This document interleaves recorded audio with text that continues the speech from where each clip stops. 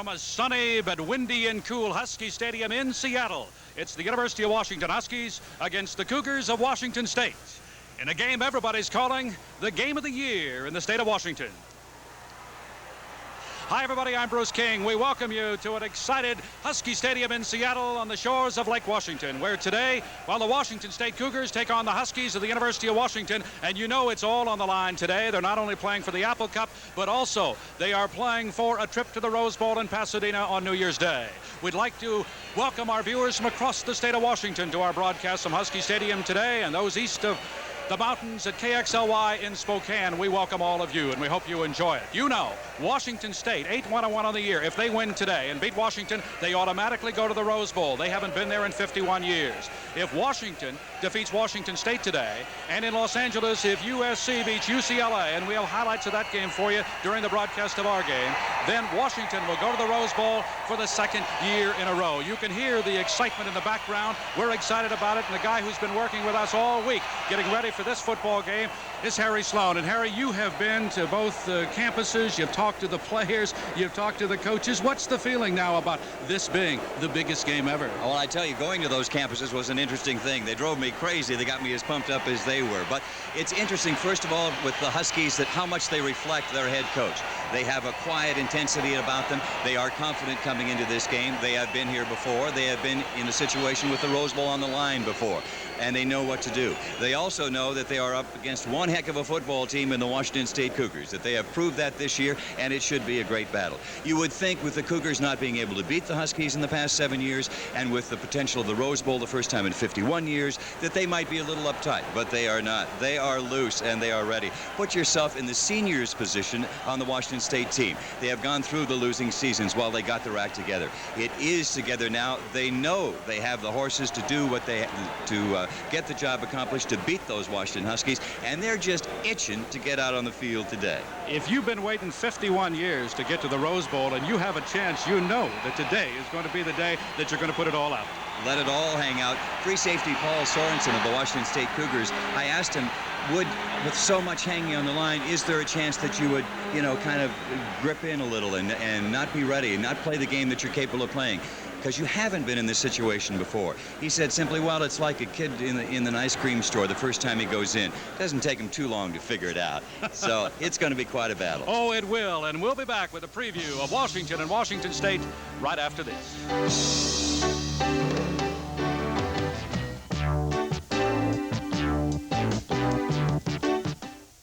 Look what $29.95 could buy you today.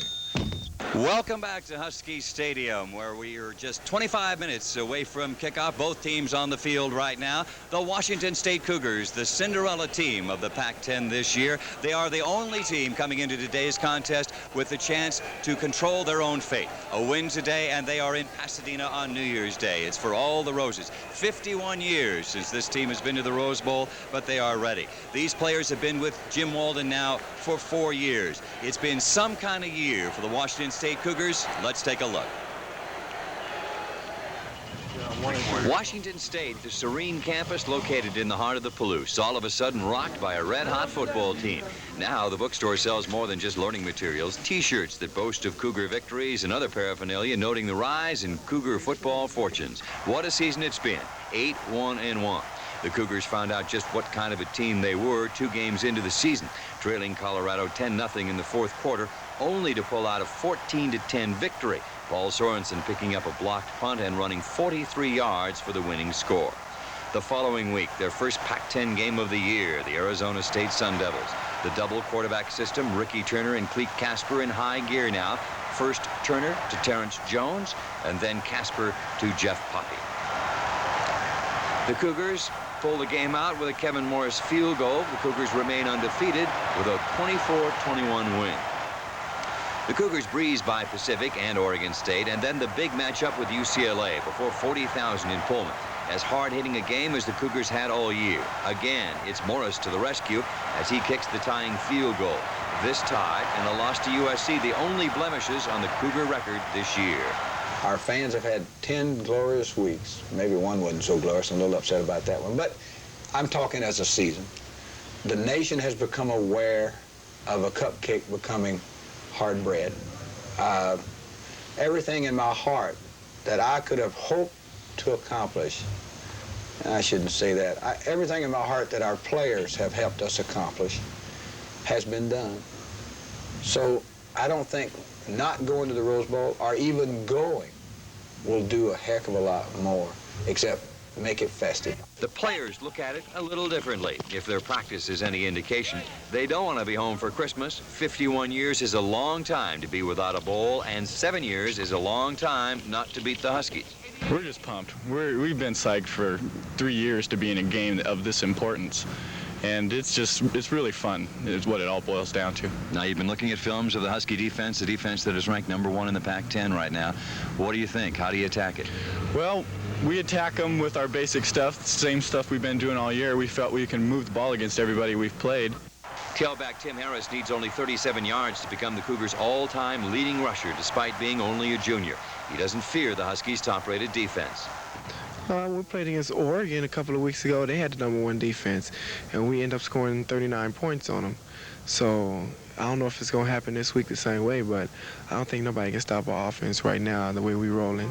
Defensively, the Cougars lead the Pac-10 in interceptions. Free safety Paul Sorensen knows the Huskies rank second to last in offense, but he's still concerned. They're in the Pac-10. They don't have to be. They have a super defense, great special teams, and, you know, that gives them the opportunity to get the ball in good field position.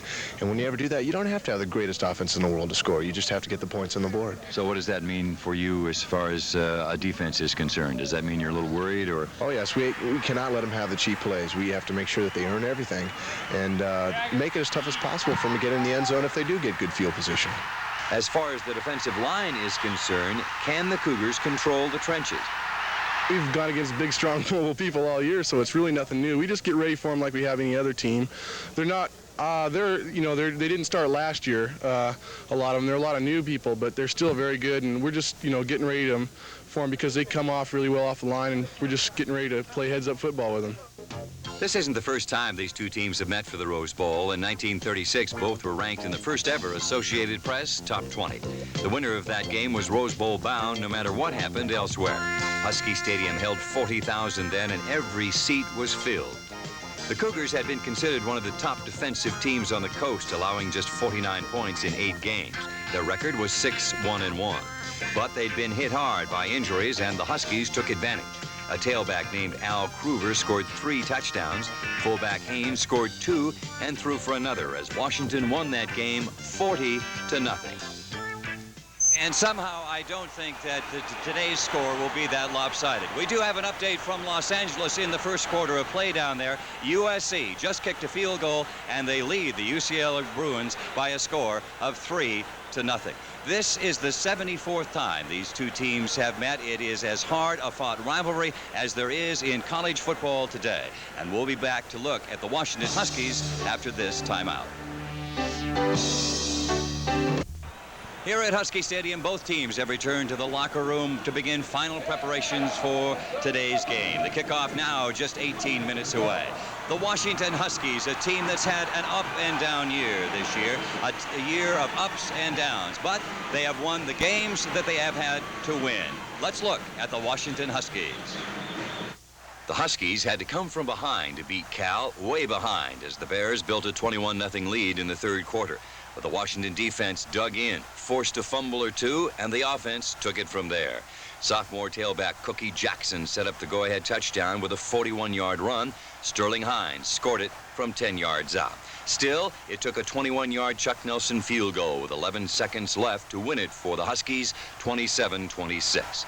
There followed wins over Oregon State and Texas Tech. Then the Huskies buried Stanford with a third-quarter explosion that started with a blocked punt by sophomore Jim Rogers. Washington scored 4 touchdowns in a little over 3 minutes, thanks to a Stanford fumble, a pass interception, and a 71-yard punt return by Anthony Ellen. The final count was 42-25. A lopsided loss to UCLA a week later left the Huskies long shots for the Rose Bowl, but they got right back into the picture with a stunning upset of Southern Cal last week. Marcus Allen did get his career rushing record, but the Huskies defense held the Trojan offense to a single field goal on a wet and windy day in Seattle. Chuck Nelson again was Mr. Clutch for Washington. He nailed a 46-yard field goal with 2:19 to go to put the Huskies ahead. They recovered Nelson's kickoff for a touchdown to make the score 13-3 and set up today's Rose Bowl showdown. And now, Husky head coach Don James has the November 21st game he's always envisioned. We in football and sports fans around the country get a little bit discouraged sometimes that November 21st each year, it seems like the big game is always Columbus, Ohio, or maybe Tuscaloosa, or maybe LA. And it's just nice that someplace in the state of Washington there's going to be a game that's going to be of equal importance. James expected his defense to play well this year. They lead the Pac-10 in that department. He is surprised, though, by the lack of productivity of his offense. It is on them that today's game depends. I don't think we're at the stage in the season where we can say we're young and we're inexperienced, so we've just got to go out and try to win the game with offense as well as defense. I think this is one time that it's not, no one side is going to win it. I don't think our kicking game or just the offense. I think we're going to have to play very well in the offense, defense, and kicking game. Sophomore cornerback Steve Pallure, though his offense ranks next to last in the Pac-10, has progressed to the point where he feels he can move his team on a consistent basis. I think we've learned a lot. I think we've gained a lot of experience, and I think it's good as time as ever. Senior offensive guard Boots Carter echoes those sentiments and had this to say about the mood of the Huskies coming into today's game.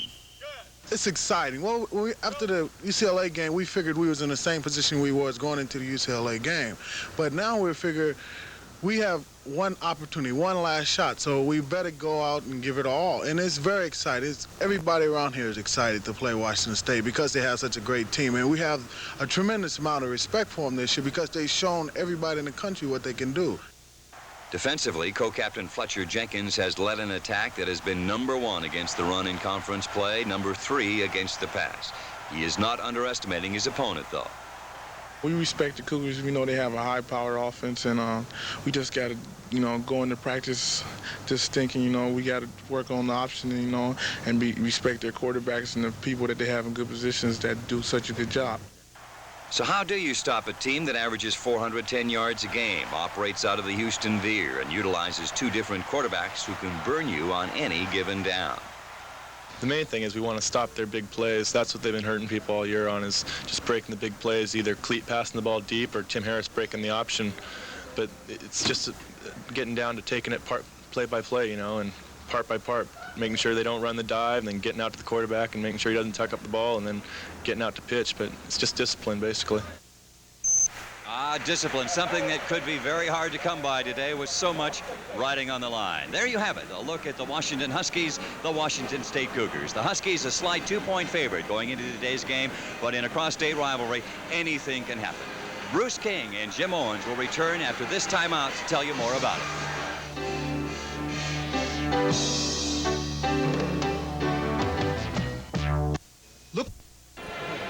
You see the Evergreen Point Bridge leading into the University of Washington across Lake Washington. You see what the traffic problem is there. We're getting down to near kickoff time. It's only about 10 minutes away, and some of those fans are going to be a little late getting in here because there's a crowd anticipated to be over 60,000 today to watch Washington and Washington State battle here for the Apple Cup, and as you know, a trip to Pasadena on New Year's Day.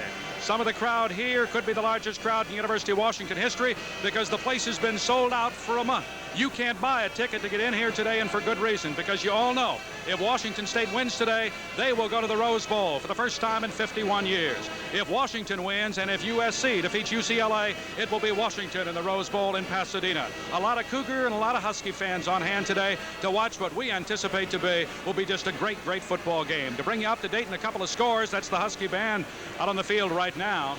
They're playing Apple Blossom Time, and that's very appropriate, I think. The Husky band, the Cougar band, both entertaining the fans here at Husky Stadium in the pregame activities as we get ready to go. Now, we'd mentioned scores from Los Angeles. USC leads UCLA by a score of 3-0 in the first quarter. From the Big Ten, Ohio State defeated Michigan today 14-9, knocking the Wolverines out of a chance to go to the Rose Bowl. Now, Ohio State still has a chance if Michigan State defeats Iowa. But Iowa leads Michigan State 16-7 at the half in that ball game. And if Iowa wins, well, then Iowa will go to the Rose Bowl. So it looks now like it will be Iowa. If USC continues to lead in that ball game and defeats UCLA, then it will be either Washington State against Iowa in the Rose Bowl on New Year's Day in Pasadena. And working with me today, a guy who has been to the Pasadena to the Rose Bowl 3 occasions. Watched this football team at the University of Washington under Don James go to the Rose Bowl a couple of times. Jim Owens. And Jimmy, great to see you again. Bruce, it's great to be here. What a day and what a ball game we're going to see. Isn't this something? Now, you have been in 18 of these as the head coach at Washington for 18 years. Is there any special feeling for a Washington State football game? Well, there's always a special feeling, and I don't think there's been one exactly like this because of the situation the Cougars are in, but we've had on several occasions, we had to defeat the Cougars in order to go to the Rose Bowl, so it's been at least one half that side. But today, we see both teams right there, their own destiny, and again, I can't remember the crowd this early before the kickoff being this excited, and all the students that were here 2 and 3 hours before the ball game, all ready to go and raring. It's going to be something. Now, let's talk a little bit about the weather here today. As you look down on the field, that's the Cougar mascot. Let's talk a little bit about the weather. Woke up this morning. It was lovely here in Seattle. Sunshiny, temperature about 49 degrees. Looked like it was going to be a perfect day. Then all at once, the clouds came in. It started to rain about 10:45. We had a heck of a shower here, about an hour ago, and the field is wet, and it's beginning to cloud up again. Looks like we're going to have more showers, gusty wind here this afternoon. Which team will that affect? Now, will that be to the advantage of Washington or Washington State, do you think? I think it has to be the advantage of the Huskies. We've practiced in this weather more. Washington State. Now, wait a minute. You're getting back to the we and us's again. That's right. Well, that'll be the only time I'll say we because I'm on this side of the state. That's right. Okay. But the Cougars will pitch the ball around a little bit more. Right now, the ball is dry. They practice both teams very well in pregame on their passing and receiving. So if the weather stays this way, I don't see any advantage one way or the other. We do get some more rain showers, a lot of wind.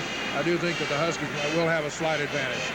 Now you look at the Houston Veer of Washington State. I know they went down to Arkansas a few years ago and just picked that whole thing up and turned it into a heck of a program for them, a heck of an offense for them, and they're running it very, very well. The key now to stopping that Houston Veer, is it the dive? You have to stop the fullback up the middle and the quarterback keeps. Is that it? Really do. The way that the Cougars are running it, they really count on that inside handoff, the quarterback giving to either one of the backs, and that has to freeze the inside people. If they're able to do that and also freeze the linebackers, then that opens up the outside. Okay, and we're going to be back with more pregame activity right after this.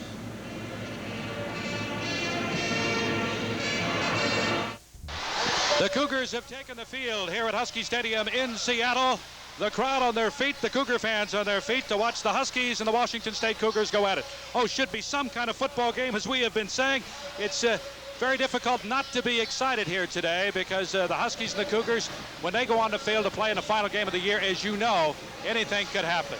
So it's just going to be some kind of football game. The winner of this game will go to the Rose Bowl in Pasadena if USC defeats UCLA. Now, that's all Washington has to worry about, Jim. But as you know, if Washington State wins today, they're going to go to Pasadena, and I'll tell you, there are a lot of Cougar fans think that that's going to happen. Well, this is the most Cougars that we've ever seen at a Washington State ball game, and certainly the noisiest. And I know how proud they are of their ball club, and this is their year. This is the time that they have the opportunity to go to the Rose Bowl, and they're going to put up their best effort, that's for sure. Now, we talked about keys in the ball game. We talked about the battle up the middle. You know, Lynn Matson against Steve Sebahar.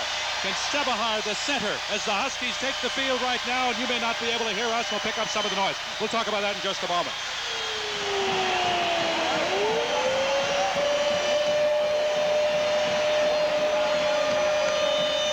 One of the keys could be Lynn Matson, the sophomore from Vesta, California for Washington at the nose guard position, trying to take on Sebahar, the big center for Washington State. And again, if they can neutralize that up the middle, as we talked about, then there's a chance that they could control that Houston Veer.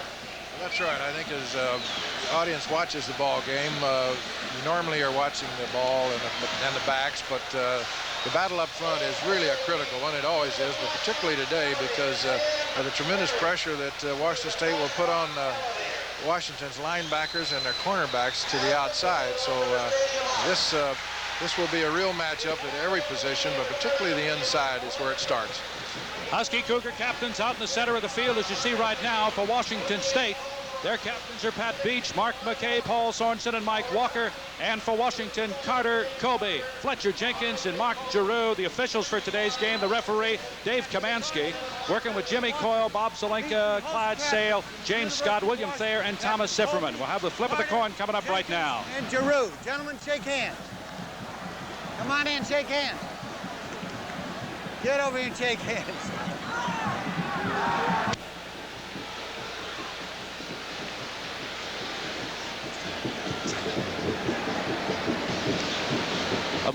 The ball in the air, or I should say the coin in the air, right?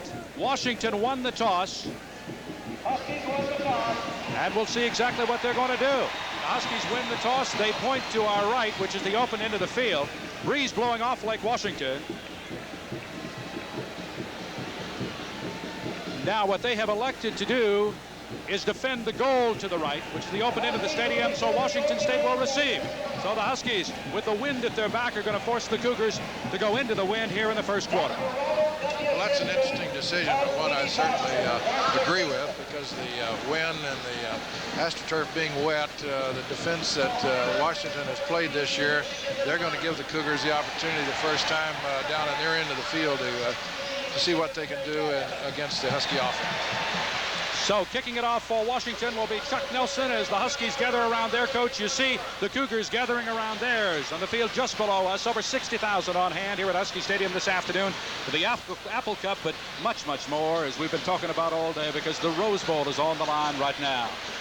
Washington State breaking the huddle, and they will receive. Now they go back to talk it over one more time. The Huskies gathered around Chuck Nelson back at the 35-yard line, off to the right. The Huskies defending the goal to our right, so the wind's going to be at their back, and the Cougars, well, the wind is going to be right in their face.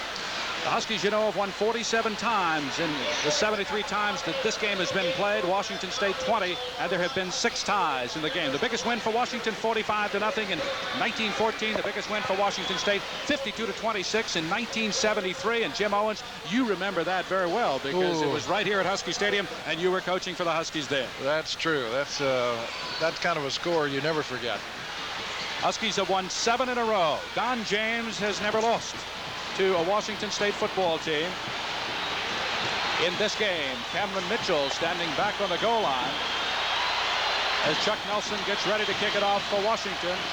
Nelson, one of the outstanding kickers in the Pac-10, and you can bet that Nelson's going to put it into the end zone, because he has a very, very strong leg.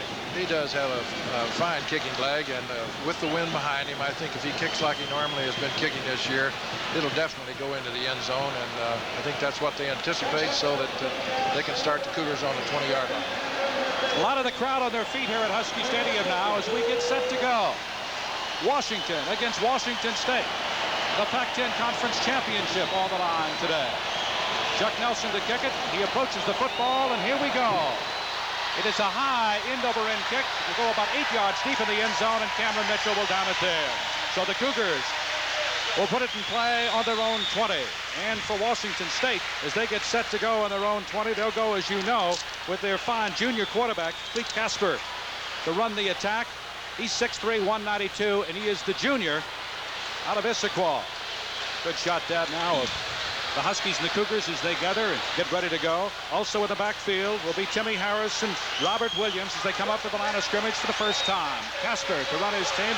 We'll get to the defense in just a moment. Escalera and Keller split out wide to the right. First and 10 on the 20. First play of the ball game. Casper back to throw. Looks over the side. It's going to be complete to Escalera at the 25 and knocked out of bounds at just short of the 25.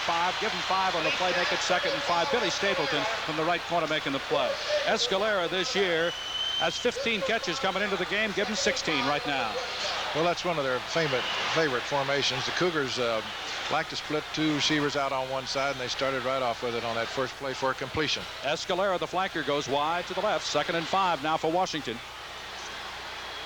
Casper turns, hands the ball over the center to Harris, and he dives over the right side. It's going to pick up about 3. Going to be short of the first down by 2 yards. Timmy Harris, you know, only 37 yards from breaking Kenny Granberry's all-time rushing record at Washington State. So now comes up the first big 3rd down play of the ball game. So that dive that they ran is one of their favorite plays. They might even come right back with that. It's been a great ground gainer for them all year, and they're also very close to their season record as far as total team offense.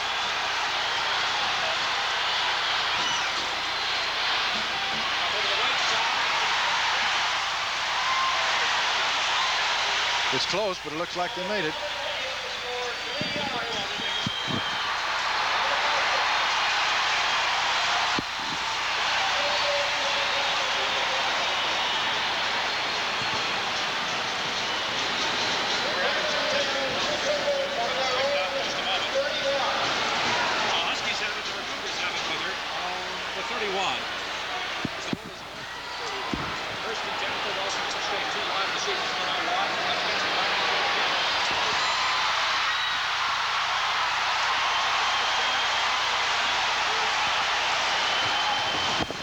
Stapleton played him pretty loose that time over on the right corner. And it was an excellent pass, a nice route that was run. And you see them move the yard markers again for another big first down. So the Cougars on the move pick up their second first down of the ball game. 1st and 10 for Washington State on their own 45. Cougars moving from our left to our right toward the open end of Husky Stadium. Split backs are Williams and Bowens in the ball game now. Handoff over the right side. Diving straight ahead is Williams, and he goes across midfield and goes into Washington State territory, Washington territory for the first time. They're going to mark it. They're going to say that his knee hit at the 49, so he's going to pick up about 4, make it 2nd and 6 for the Huskies. Offensively for Washington State, Cleet Casper, as we'd mentioned, a quarterback. Timmy Harris and Robert Williams, the running back. Escalera and Keller are the wide receivers. Cougars already a couple of first downs. 2nd and make it 6 at the 49, the Cougar 49. Dive straight ahead by Harris. Hit by the middle of the defensive line for the Huskies. Kadich is in there in the play, along with Fletcher Jenkins and Lynn Matson. We talked about, Jim, that could be the key maybe to this ball game. Offensive line for Washington State. Flegger at left tackle. McKay, Sebahar, Patrick, and Sloan across the line, with Pat Beach the tight end. Well, Beach considered one of the fine offensive players and big men on the West Coast this year and in college football. 2 wide receivers split out wide to the right. Second big third down of the ball game. 3rd and 4. Draw play over the middle. Fighting for yardage, Timmy Harris, but the Cougars are going to come up short as the Husky defensive line comes in and knocks him down. Making the play is Ray Kadich from the right defensive tackle position for Washington. Well, that was an interesting drive on the part of the Cougars. Here we see the play again. They come back with the draw to Harris. They had set up in the straight pocket protection, and between the dives on the inside and the passes to the outside sidelines, that was a very good call, I thought, to draw.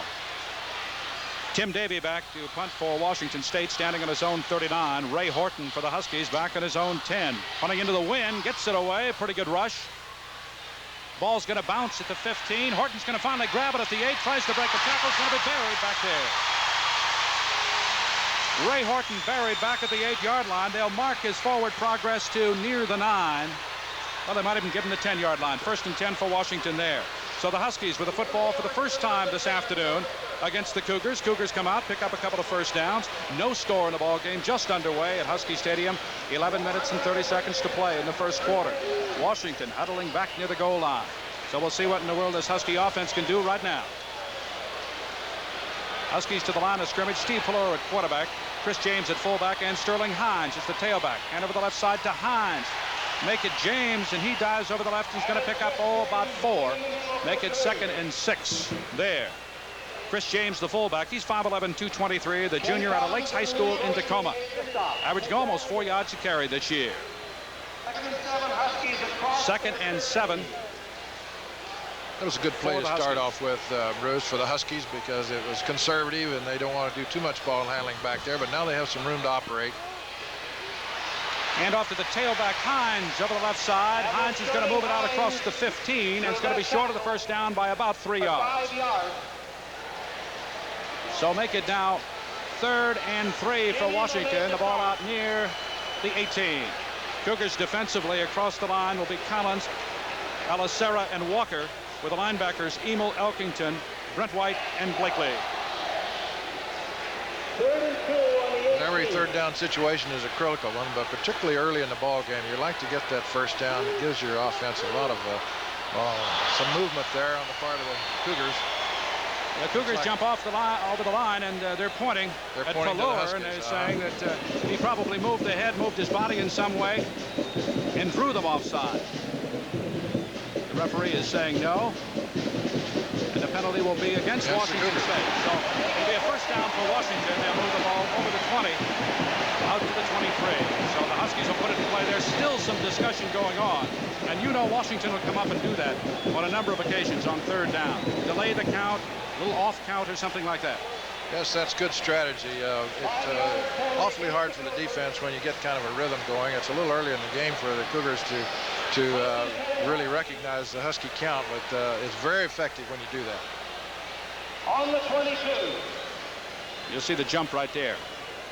As Pelluer begins to move away. Well, maybe the Cougars had something to say about that, because they could have pulled him off just a little bit. It looked to me like there was movement by the part of the Cougars before the ball was snapped, and if they crossed the line first and made contact, well, then first and 10 for Washington at the 22. Back to Pelluer. He's going to throw. Rolls to his right. Throws over the middle. In and out of the hands of the intended receivers. You saw just past Paul Scansey and almost picked off by John S. West, the strong side safety. That would have been a great interception. The ball was low, but he made a diving attempt for it, and it was thrown over Scansey's head. Pelluer completing 47% of his passes coming into this ball game. So the Huskies now 2nd and 10. The ball between the 22, 23-yard line. Let's call it the 22. 2nd and 10 there. No score in the ball game. 10:06 to play here in the first quarter from Seattle. Pelluer, pitch out to the right side to Hines. Going to be hit behind the line of scrimmage and driven out of bounds back near the 20. Very fine defensive play by Blakeney from Washington State. They certainly defensed that option well. That's a play that the Cougars run very well, and so the Huskies ran it at them and for a loss. Offensively for Washington in the backfield, Pelluer, Sterling Hines, and Chris James. Scansey and Aaron Williams, the wide receiver. 3rd now and 10, make it 11 for the Huskies. I formation. 52 defense for Washington State. 2 wide receivers split out wide to the left. Back to throw goes Pelluer. Sets up at the 12. Throws deep and long. It's going to be in and out of the hands of Aaron Williams, incomplete. Williams up at the 40-yard line. Had enough yardage for the first down, but the ball was thrown a little bit high in and out of his hand. Yes, it looked like even if it had been completed, he might have been pulled out of bounds. It was just one of those real deep sideline cuts that have to be thrown perfectly. Pelluer did have plenty of time. He had excellent protection, time for the route to develop. So back to kick for Washington. Jeff Partridge, the junior out of Tustin, California, averaging over 40 yards a kick, standing inside the 10 as you see. And Bill Gribble, the leading punt returner in the Pac-10 Conference, back at the 35. He's going to take the ball back at the 32. He's going to be hit there, breaks the tackle, and then is really destroyed. Oh, what a hit by Chris James. Chris James just came down the field and just leveled it. That was excellent coverage. The thing that made that go was the real high punt Partridge made, and it gave the Huskies time to get down there with excellent coverage. Hit good for 46 yards. The Cougars will have it for the 2nd time of the ball game now at their own 33. The Cougars moving toward the open end of the field here at Husky Stadium, moving directly into the wind. 1st and 10 there. Blake Casper brings his ball club to the line of scrimmage. Williams and Harris, the running backs. In motion to the left is Escalera. Throwing to the outside. Going to be complete at the 40-yard line, and a great catch there by Keller. Keller making the catch for Washington State out at the 40. He's going to pick up 7 yards. Stapleton making the defensive play for Washington. It was really a fine catch because Stapleton was all over him that time. I thought it might be knocked down. He's certainly in position even for an interception, but Casper did a nice job of getting the ball in front. 2nd and 2 for the Cougars now. The ball just across the 40, as you see, nestled in the 41. Wide receivers left and right, Escalera and Keller. Make it Cameron Mitchell in the ball game now. Handoff and a dive play over the left side. And it's good enough to pick up the first down is Tim Harris. So Harris moving over the left side to pick up the first down for the Cougars. That's their 3rd of the ball game. Ray Caddage making the stop for Washington. Well, we were right about them running those Iowa inside leads handoffs. Michigan State 26-7 now in the 3rd quarter. So now you're looking at Iowa against possibly the winner of this game. If the Cougars go on to win it, they'll play Iowa in the Rose Bowl. So Iowa appears to be on its way to Pasadena. 1st and 10 for Washington State. 2 wide receivers to the left side. In motion is Cameron Mitchell. Back to throw is Casper. And on a keeper is hit as he gets back near the line of scrimmage and hit awfully hard by Ray Caddage. Caddage from Spokane really put a tackle that time on Cameron Mitchell. Certainly did. Watch number 61. He plays around his blocker, and he's right there, and he really does pop Casper that time. A loss of 1. Make it now 2nd and 11 for the Cougars at that point on the field. They have the ball now at their own 44. Escalera comes back in the ball game along with Keller at the wide receiver spot for Washington State. Escalera split out wide to the right. Casper back to throw. Pretty good rush by Washington. Throws the ball. Going to be intercepted by the Huskies. Mark Stewart. Stewart still on his feet at the 40, at the 35, and going to be knocked out of bounds. Flag fly. Mark Stewart picking off the pass to Charlie Fleger was the guy who finally knocked him out of bounds. Here's the play again. Big rush from the outside, as you see, right there. The rush really did make Stuart that Hill. play. It was a nice position for Stewart to be in on the interception, but the tremendous pressure by the Husky rush that time made him throw the ball. And Fleger was the man who knocked him out of bounds.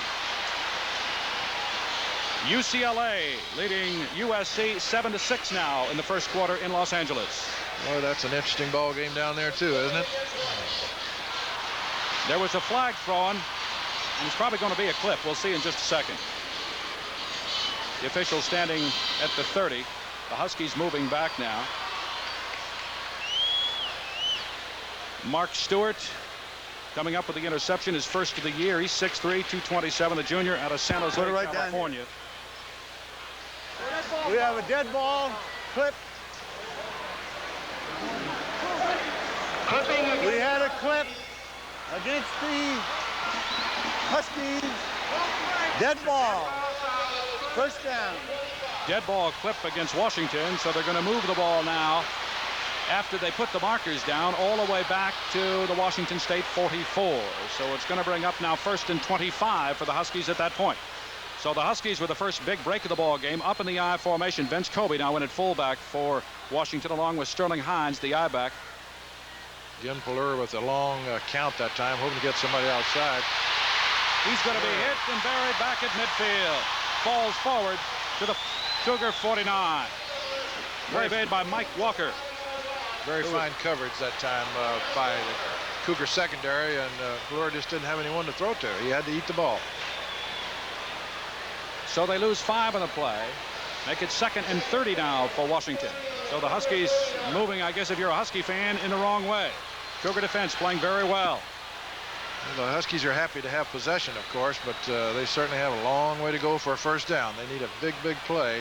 Scanzi in motion at the top of the screen. Back to throw is Pelur again. Looks over the middle, stops, looks again, has a man open. Scanzi and knocked away at the last minute on a fine defensive play by Kenny Emil.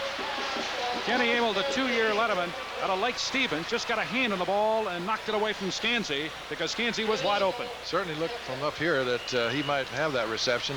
It was a crossing pattern, came from way on the other side of the field all the way across, and just tipped it out of his hands. Pelur 0 for 3 so far in the ball game. 3rd and 30 for Washington. The ball on the Washington State 49. Scanzi split out wide to the right. Pelur play action, back to throw, looks, throws to Aaron Williams, overshoots him down at the 15-yard line. Incomplete. It's going to bring up a 4th down for the Huskies. So the big break on the interception. The Cougar defense, with the help of a penalty, really holds and comes up with a great first down play, losing 5 and making it 2nd and 30 at that particular time, and forcing the Huskies to the air, and Washington unable to do anything. That's exactly right. The Cougars, with the penalty, were able to play for the long yardage situation, and it pretty much dictated what the Huskies could do with their offensive calls. So that a big 15-yard penalty will certainly change your strategy in a hurry. Partridge kicking the ball for Washington. Gebel standing back on the 10, calls for a fair catch. He's going to take it on the 11. So the Cougars will put it in play on their own 11. The 3rd time today. The Cougars with 3 first downs in the ball game so far. The kick good for 38 yards by the Huskies, Jeff Partridge. So Washington State not with the greatest field position right now, but they were able to move it after they got the ball in that first series of downs.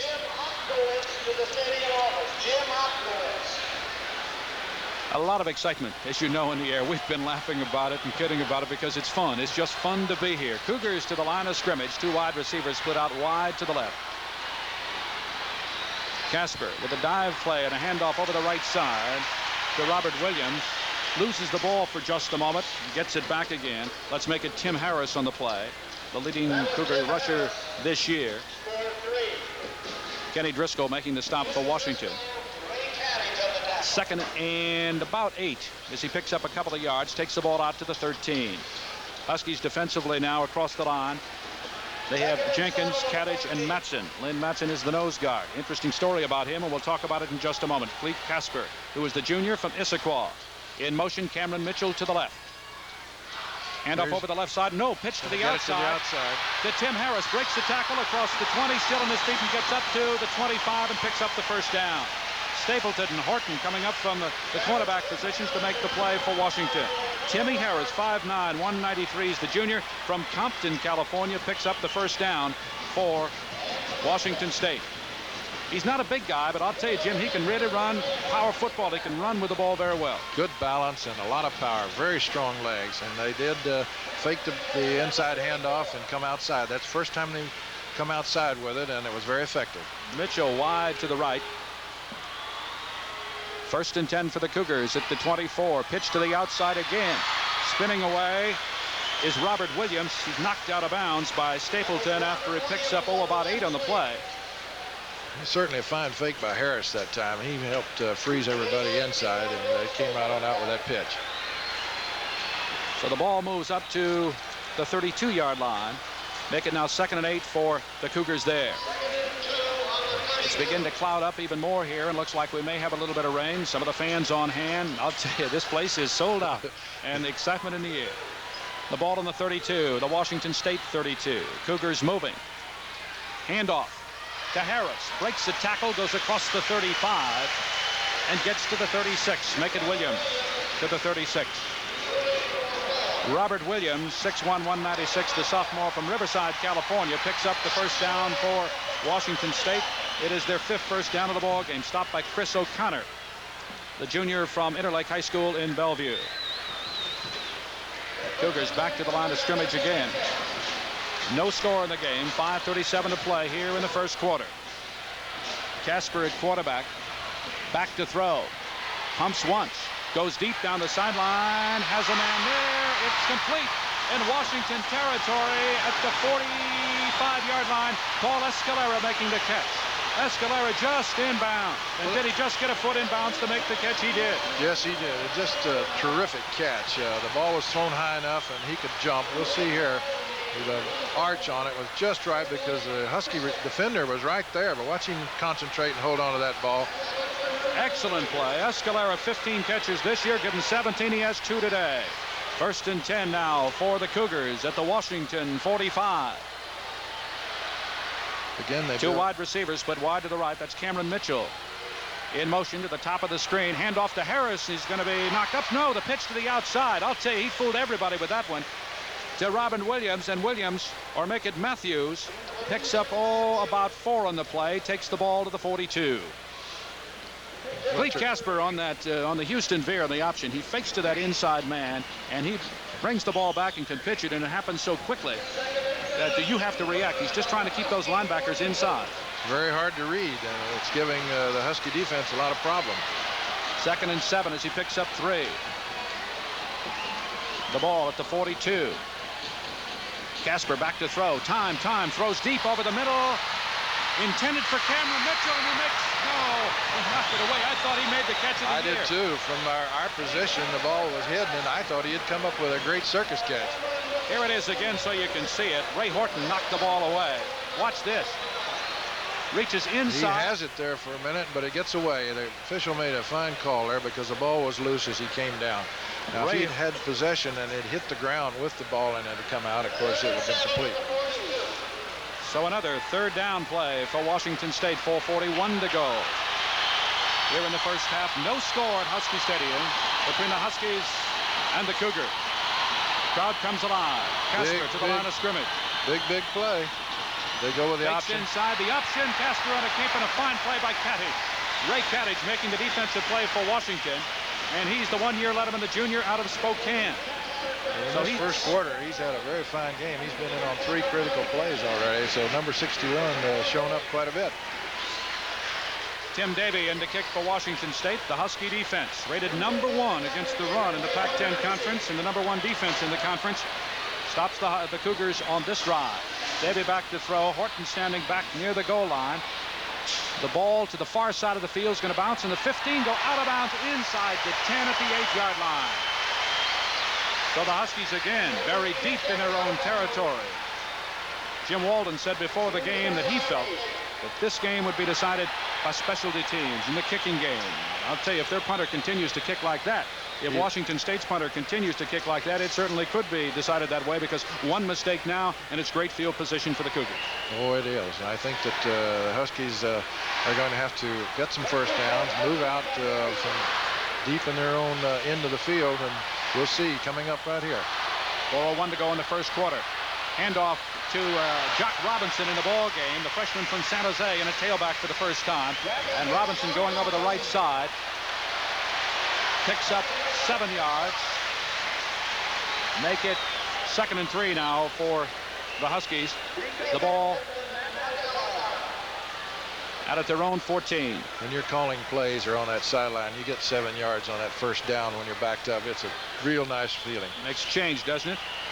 Whistle blows before the play could get underway, and the Huskies may have taken too much time. Brian DeFeo in the game now. DeFeo, rather. Breno DeFeo in the ball game along with Jock Robinson. The Huskies take too much time to get the play underway. It's going to cost them 5 yards. Going to move the ball now back to the 9-yard line. So the Huskies now facing 2nd and 9 back at their own 9. No score in the ball game. On the Huskies. 2nd down. 3:31 to go here in the first quarter. No score in the game. Scansey split out wide to the left, and Aaron Williams to the right. I formation, and the up back in the I, standing back on the 2, and that's Jock Robinson. Steve Pallure out of Interlake, the quarterback for Washington. Sprint draw to Robinson across the 10 to the 15. Gets the first down and run out of bounds outside the 20 to the 21. Nate Bradley was the man who knocked him out of bounds for Washington State. Here's the play again. You see the old Washington sprint draw. The pet play of Washington. Jock Robinson runs for daylight and gets outside and picks up the first down at the 21. So it's 1st and 10 for Washington there. The Huskies picking up their initial first down of the ball game with 3:16 to play here in the first quarter from Husky Stadium in Seattle. Pallure at quarterback. Scansey split out wide to the left. Dive play over the center, handoff to DeFeo, and he dives straight ahead and goes up to the 25. Breno DeFeo, as you know, out of Kennedy High School in Seattle, 5'11", 196. He's the sophomore. So they have some youngsters in there. Steve Pallure, the sophomore at quarterback. The sophomore in DeFeo as the fullback, and Jock Robinson, only a freshman out of San Jose. You see a young backfield. Certainly is. Coach James decided to go with his young backs here. Well, it's still the first quarter, and he had talked about using quite a few backs, and we've seen a lot of Husky backs all year. And off to Robinson again over the right side. On 2nd and 7, hit just short of the 30, and it's going to bring up 3rd down and make it 3 for Washington at that point. No score in the game.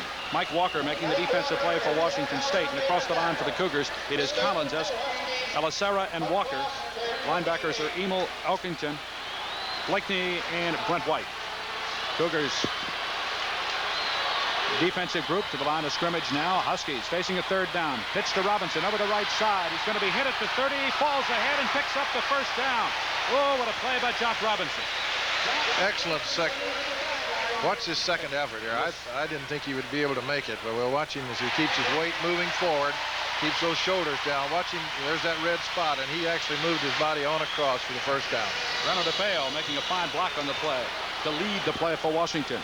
So the Huskies have it now 1st and 10 at their own 32. They started back at the 8. 2:10 to go in the first quarter. No score here in Seattle. Scansey split out wide to the left. Aaron Williams to the right. I formation. Steve Pallure, the quarterback. 1st and 10 for Washington now. The 32. Fake inside. It's going to be hit once. Breaks the tackle. Here comes Pallure. He can run with the ball and then is just buried as he goes across the 34.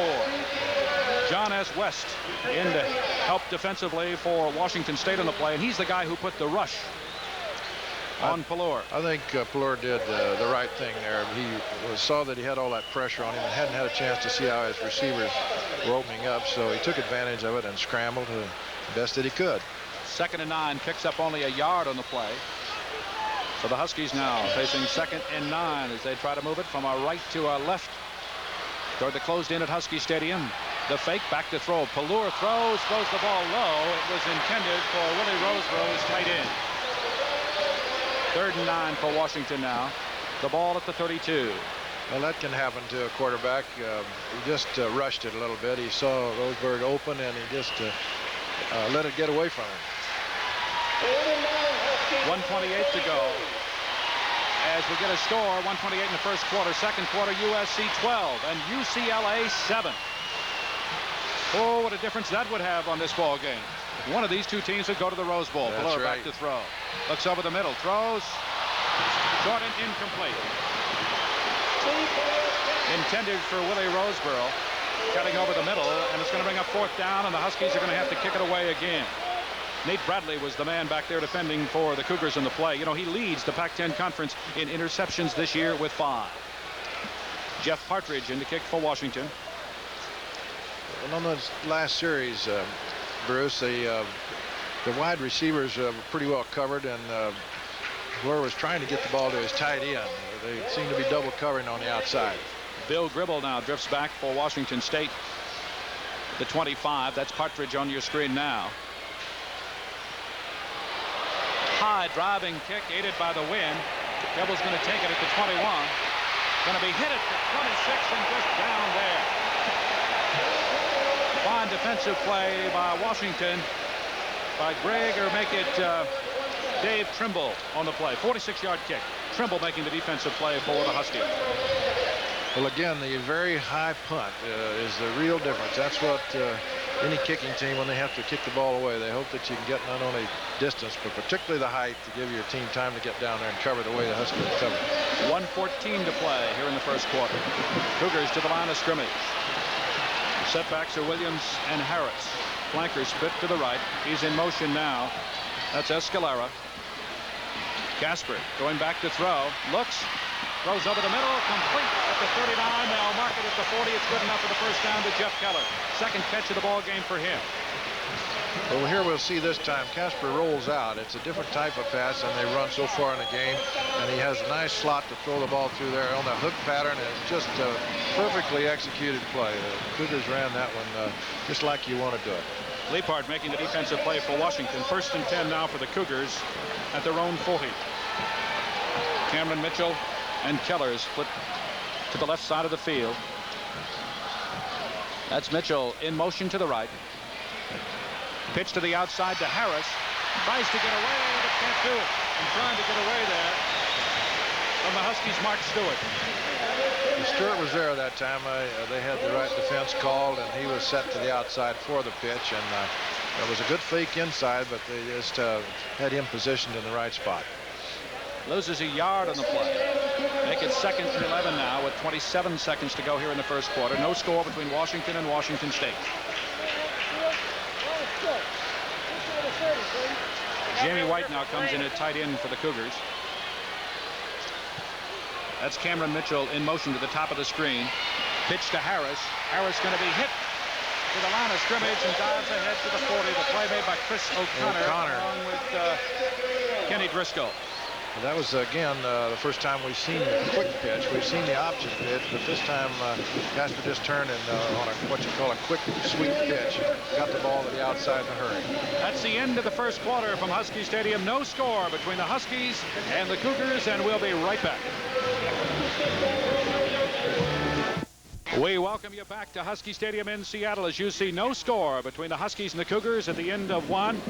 So far offensively for Washington State, they've gained 44 yards rushing, 59 passing for a total of 103. They have 7 first downs in the ball game so far. For the Huskies, 32 yards rushing. They have yet to complete a pass, and they have only 3 first downs. Cougars dominating play here in the first quarter. We'll check on Pat Beach to find out what in the world's wrong with him. Jamie White, the sophomore, has been in at tight end since early in the first quarter. Cougars to the line of scrimmage now. Casper calls signals, goes back to throw. Has time this time. Goes deep over the side. In and out of the hands of the intended receiver. And that's Keller.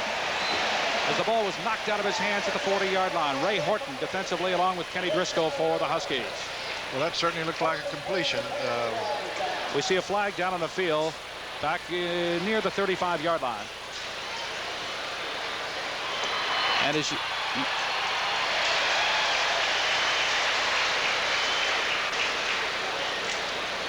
Having some real deliberation out there with the officials. All of them are involved. The call will be against Washington State on the play. We might mention right here Tony Caldwell for the Huskies has a strained knee and may not be back to play.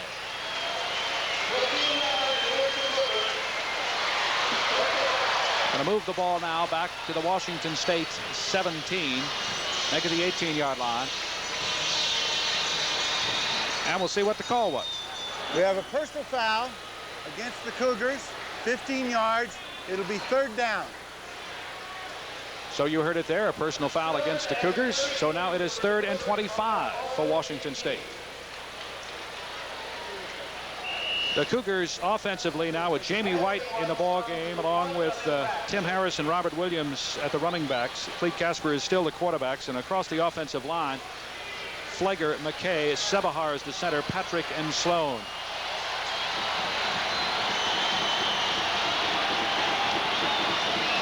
Third and 32.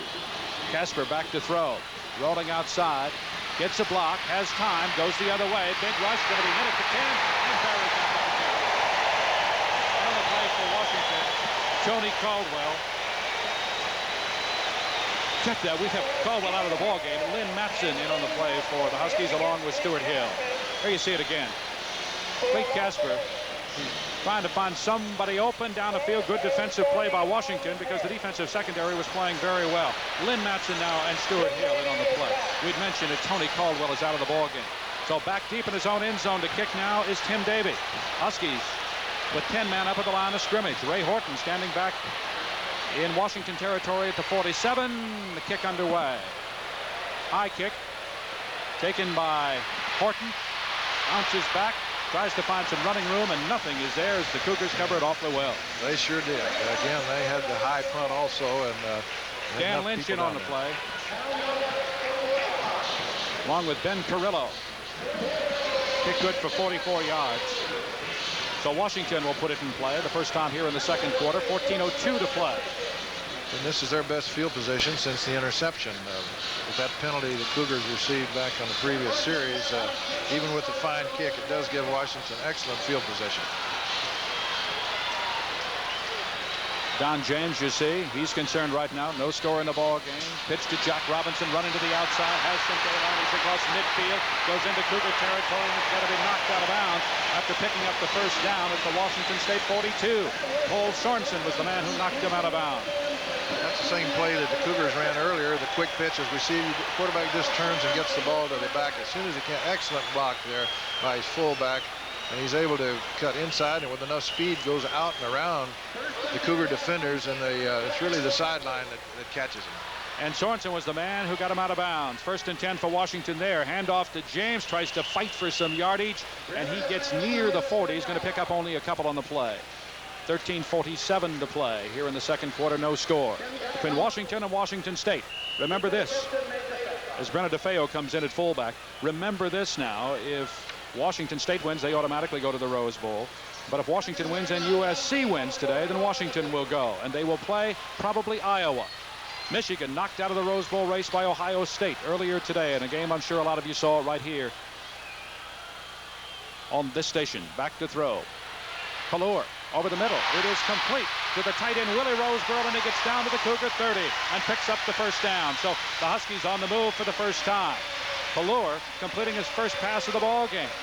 As we mentioned earlier, Bruce, they were trying to get the ball 2 other times to Roseborough, and this 3rd time it was successful. And they're just not going to be able to leave the tight end by himself. They're going to have to start covering him. So he's now 1 of 7. Pallure's 1 of 7 in the ball game for 11 yards. First completed pass. Handoff to Robinson. Breaks the tackle. Still on his feet and slides down near the 25. So Jack Robinson, they call him the best running back, the best athlete as a freshman. You know, there was an article in the paper this week that said all he wanted to do was go to lead Washington to the Rose Bowl and win Heisman Trophy. Now, that's not too bad. That's some pretty good goal setting. That's right. As a freshman, isn't it? 2nd and 6 for Washington now. The ball just short of the 25, the Cougar 25. First Washington drive of the ball game. I formation. Hand off to Robinson again. Finds daylight over the right side. Still on his feet and gets down inside the 20 to the 17. Make it the 16. He's going to pick up the first down. This is really well executed offensive play. The line is blocking for him. He does have enough room to run.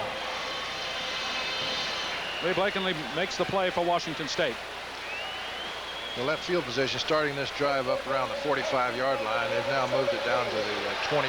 This is Washington's best effort so far in the ball game offensively. First and 10 for Washington at the 16. Dive straight ahead to Breno DeFeo, the sophomore from Kennedy High School in Seattle. He picks up about a yard in the play. Make it 2nd and 9 at that point. Kenny Emil making the stop for Washington State, a 2-year letterman out of Lake Stevens High School. Cougar interior has been real tough on those inside handoffs. They haven't given up much ground. Husky offensive line, Moran, Carter, Cody, Zach Zorn, and Dow with Willie Roseborough, the tight end. 2nd and 9 now. Make it 2nd and 6, I'm sorry. Pitch to the outside is going to be to Robinson, and he's knocked out of bounds back near the 14-yard line.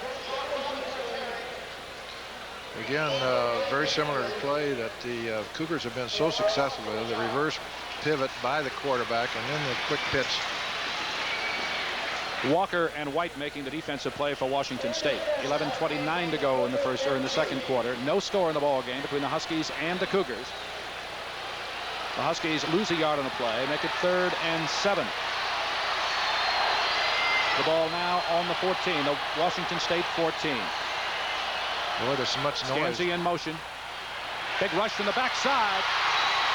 And Kenny Emil, the outside linebacker, comes in to bury Steve Pallor back near the 20. Here we go. Certainly a fine defensive call by the Cougar coaching staff, and it sent their outside man and just didn't have a blocker. The Huskies just didn't have someone blocking the backside on that particular play, and it was just exactly what the defensive coaches had hoped for. Ball's going to be marked at the 23. They'll attempt a field goal. Chuck Nelson will kick it. It'll be a 39-yard field goal from the center of the field. Chuck Nelson, as you know, 13 of 17. Steve Pallor will hold. The ball is down at the 29. The kick is up. It's long enough. It is good. So the Huskies on the scoreboard for the first time. So the score: University of Washington 3 and Washington State nothing on a 29-yard field goal. Make it a 39-yard field goal by Chuck Nelson, and we'll be right back. Play here in the second quarter to put Washington on top of Washington State 3-0. And the Huskies are set to kick it off. Robinson was a key man, Jock Robinson, in that drive as the Huskies moved 33 yards in 9 plays to pick up the 3 points. Robinson now has 50 yards and 8 carries for the Huskies in the ballgame. Saw a score out of Los Angeles just a moment ago. It is UCLA 15, USC 12.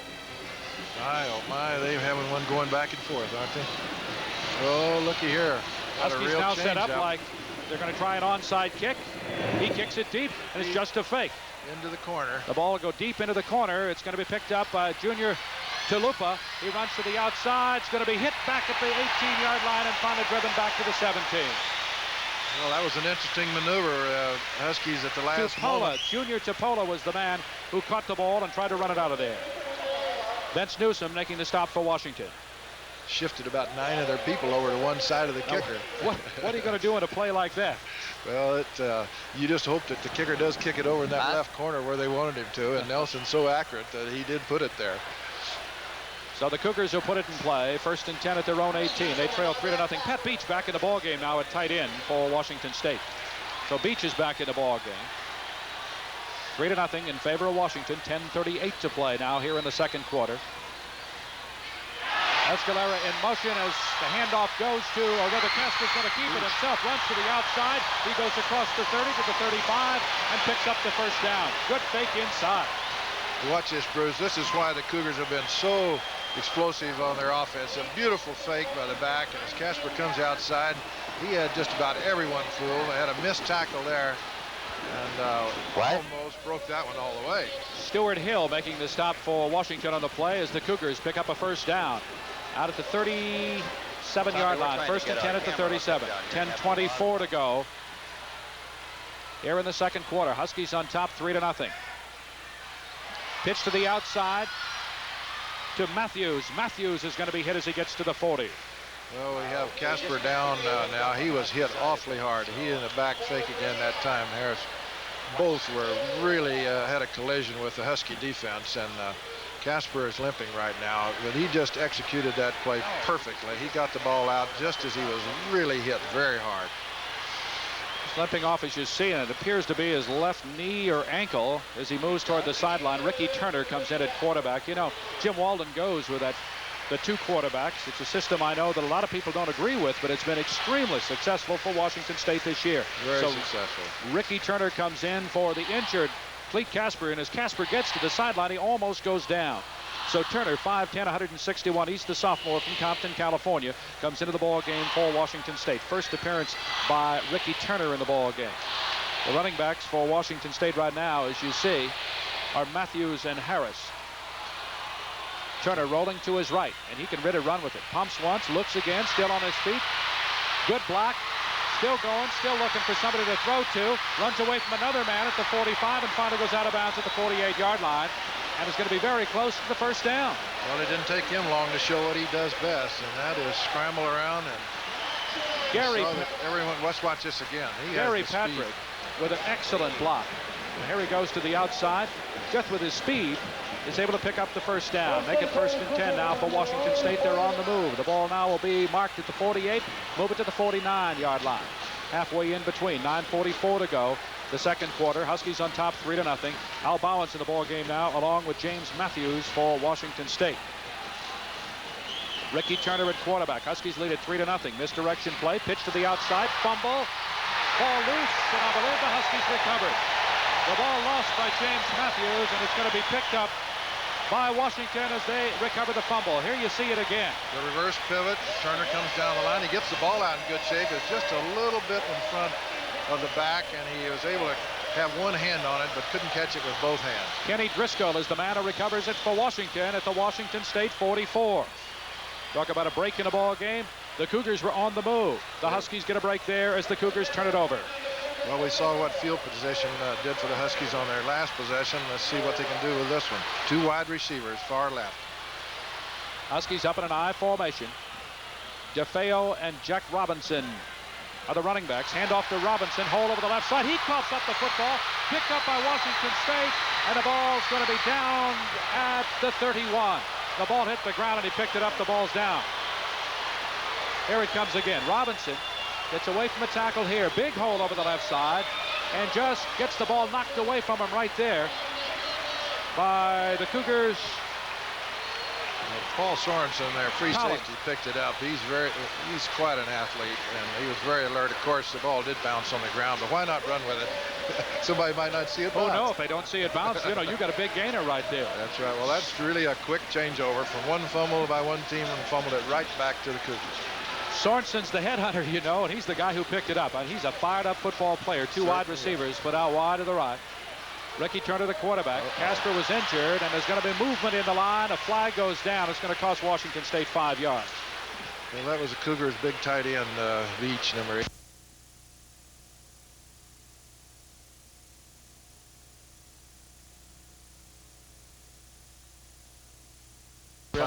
Here's another score. UCLA 18, Southern California 12. Oh, boy, they have a tight ball game just like we do. They have more scoring than the Washington State game, but they're both going to be close. As you know, if Washington wins this one and UCLA wins, then UCLA goes to the Rose Bowl. So everybody here has to be rooting for a USC win. Movement in the line again is going to cost them 5 yards. They tried to go in a quick count, and everybody was moving. So another 5 yards for Washington State. They had 1st and 15. It's going to be 1st and 20 if the Huskies take the penalty. The Huskies have been moving around on defense, as we mentioned earlier. They've been shifting their defensive tackles inside and jumping their linebackers to the outside. And it's obviously become disconcerting to the Cougar offensive team. That's the 4th penalty in the ball game, Jim, for the Cougars for 30 yards. The Huskies with only 2 for 20. That's a dead ball foul. False start on the offense. Be a 1st down. So here we go. 1st and 20 for Washington State after a couple of penalties. Move them back to the 21. A little bit near the 22. Hand off to Matthews over the right side. I'll make it Martin who's in the ball game now over the right side, and he's going to take it out to near the 30. Well, that's good, strong running. They ran a counter play. He faked that quick pitch that they run a couple of times and then came back with the inside handoff. Cougars now make a change in their receivers. Beach comes back in the ball game. Escalera is there along with Jeff Keller. And it's now 2nd and 11 for the Cougars. The ball just across the 30-yard line. Harris back in the ball game. Turner looks, throws to the outside, and his intended receiver, who was Keller, fell down. He wisely threw that one out of bounds, too, I think, because as he saw his receiver fall down, he dipped that ball pretty high. Stapleton was back there along with Leapart defending for Washington. So it's going to bring up 3rd and 11 for the Cougars, who trail the Huskies 3-0 with 8:48 to play here in the second quarter from Husky Stadium in Seattle. Raining just a few minutes ago, but the rain has ceased now. It's still cool, and the wind is blowing and gusting off the lake off to our right. So the Cougars at 3rd and 11. A long 10. Turner back to throw. Runs out of the pocket. Big rush. Throws to the outside. In and out of the hands of the intended receiver for Washington State. And that's going to be his running back, Mike Martin, the junior out of Tacoma, out of Clover Park High School. Here's Turner again. He loves to run the ball to the outside, and he said, you know, I don't want to be known as a running quarterback. I want to be known as a passing quarterback, but he can move in a hurry. Throws the ball. It's going to be in and out of the hands of his intended receiver, Mike Martin, number 23. Well, he's very dangerous, whether he rolls out or in that particular case, he set up on a pocket pass and didn't see anyone open and in scramble. He is dangerous. Tim Davey is back to kick. The Huskies with 10 men on the line. The rush, they bump into the kicker. No penalty flag down because the defender knocked him into it. Huskies, Ray Horton with the ball. He's across the 30, gets out to the 33. Before he stopped there, kick good for 41 yards. So the Cougars will put it in play with 8:30 to go here in the second quarter. Huskies leading 3-0.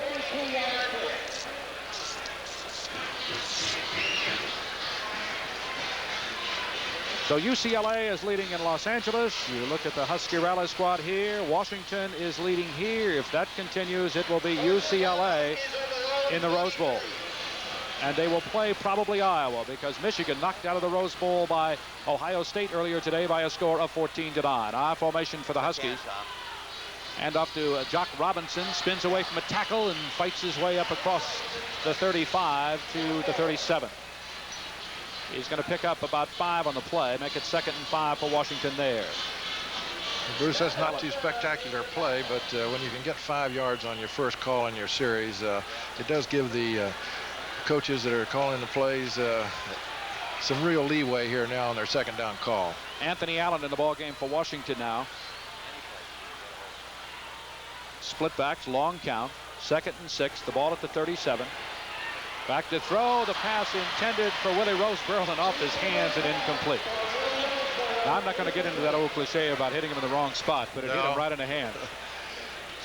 With those quick slant out passes, you really have to have your eye on the ball in a hurry because it gets there and you're twisting at an angle, and any tight end that has to turn like that quickly, why he really has to have his eyes on the ball from the very beginning. Iowa now leads Michigan State 36-7 in the fourth quarter. So the Iowa Hawkeyes on their way to Pasadena, it appears right now. Huskies now face 3rd and 6. The ball at the 37. Hand off on the sprint draw to Jock Robinson. Fights his way up across the 40 and is going to pick up the first down. He gets the first down by about a yard. Blakeney making the stop for Washington State. He's the sophomore out of Concord, California. But the Huskies pick up the first down. Check the sideline again, looking for Clete Casper. He was injured a series ago and limped off the field. Be interesting to see whether he can get back in the ball game again. But the Huskies now with the first down. They're driving into the wind. Across the line for Washington, they have Aaron Williams and Anthony Allen in the ball game now, with Aaron Williams split out wide to the left and Allen on the right side. Pelluer, the quarterback, as the wind kicks up even more here at Husky Stadium. DeFeo and Jock Robinson are the running backs. Long count by Pelluer. Hand off to Robinson. He's going to pick up a couple of yards and takes the ball across the 45 to the 46. It's going to bring up now 2nd and 8 for Washington at the 46. 7:13 to play here in the second quarter. Washington leading Washington State by a score of 3-0. Here's the score out of Los Angeles at halftime. As you see, UCLA leading USC 18-12. A lot of people going into this game felt that USC would win that. They were a favorite to win. I formation for the Huskies on 2nd and 8. The ball at the Washington 46. Movement in the Washington line. The Cougars all point to it And they say that's going to cost you 5 yards, and it will. Well, the Cougars are certainly happy to see that. They had a couple of those, and now they want to trade back, get that 5 yards back that they lost earlier. So it's a 5-yard penalty against Washington. We have a dead ball, false start against the Huskies. Will be a second down. What was the... 2nd and 13 for Washington at that point. The ball now back at the 41. It's cooling down here in Seattle, but no one's leaving this one. Washington on top by a score of 3-0. High formation. In motion to the left is Aaron Williams. The sprint draw, and Jock Robinson fumbles the football, going to be recovered by Ken Emil of Washington State. In and out of his hands and gone. Here's the play again. It's going to be the sprint draw, as you mentioned. It sets the ball in there. It just gets on his hip instead of having complete control. And when that happens, you're going to lose possession most of the time. Kenny Emil, the 5'11", 210-pound junior from Lake Stevens High School, recovers the fumble, and all at once the Cougars now with excellent field position. Great opportunity for Washington State to Snohomish High School is what I should say. We stand corrected. Split backs for Washington State. They have Harris in the ball game. Bake to the first man through. Hand to Harris. Almost breaks a tackle. Trying to get away from Kenny Driscoll, but can't. And he's going to pick up 4 on the play.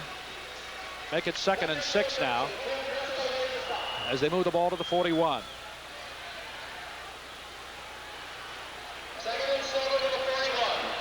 6:08 to play in the second quarter with the Huskies on top by a score of 3-0. Martin in the backfield as the whistle blows again, and I think they took too much time. That's Martin and Harris back there. And that's going to cost them 5 yards. Those are really critical penalties. If that's the case, the Cougars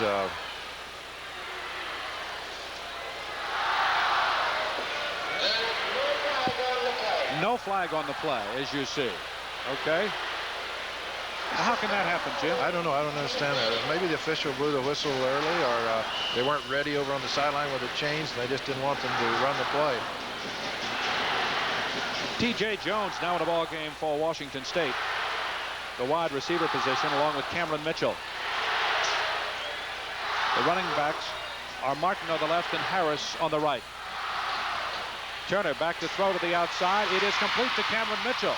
Slips as he tries to get away from the defender on that side. And that's Billy Stapleton along with Mark Giroux out helping out. But he's going to pick up the first down. So the Cougars have the first down with 5:34 to go here in the second quarter and trailing by 3. Turner certainly doesn't have to be thought of as strictly a running quarterback, because he set up nicely there and saw his receiver open and delivered the ball for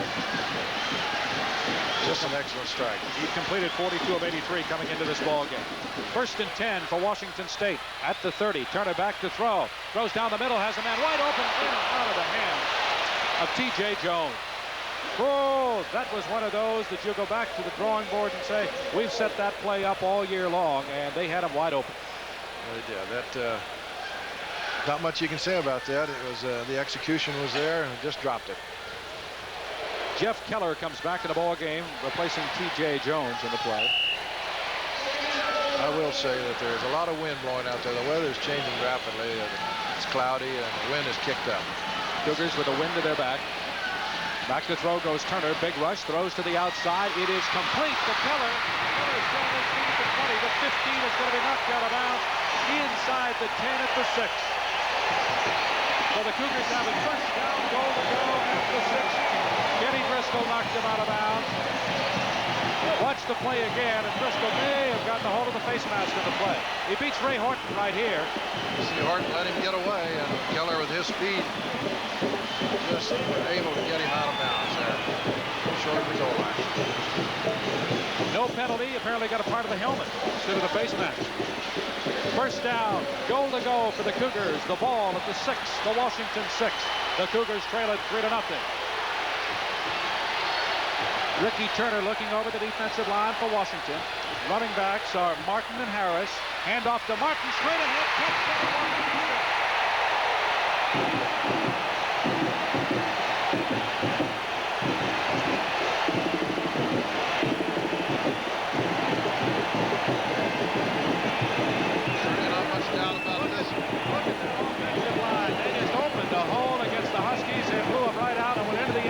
score. McKay, Sebahar playing very well. Just opened a hole. So the Cougars now on top by a score of 6-3 with 5:05 to play here in the second quarter. Ward Leland in to kick the extra point.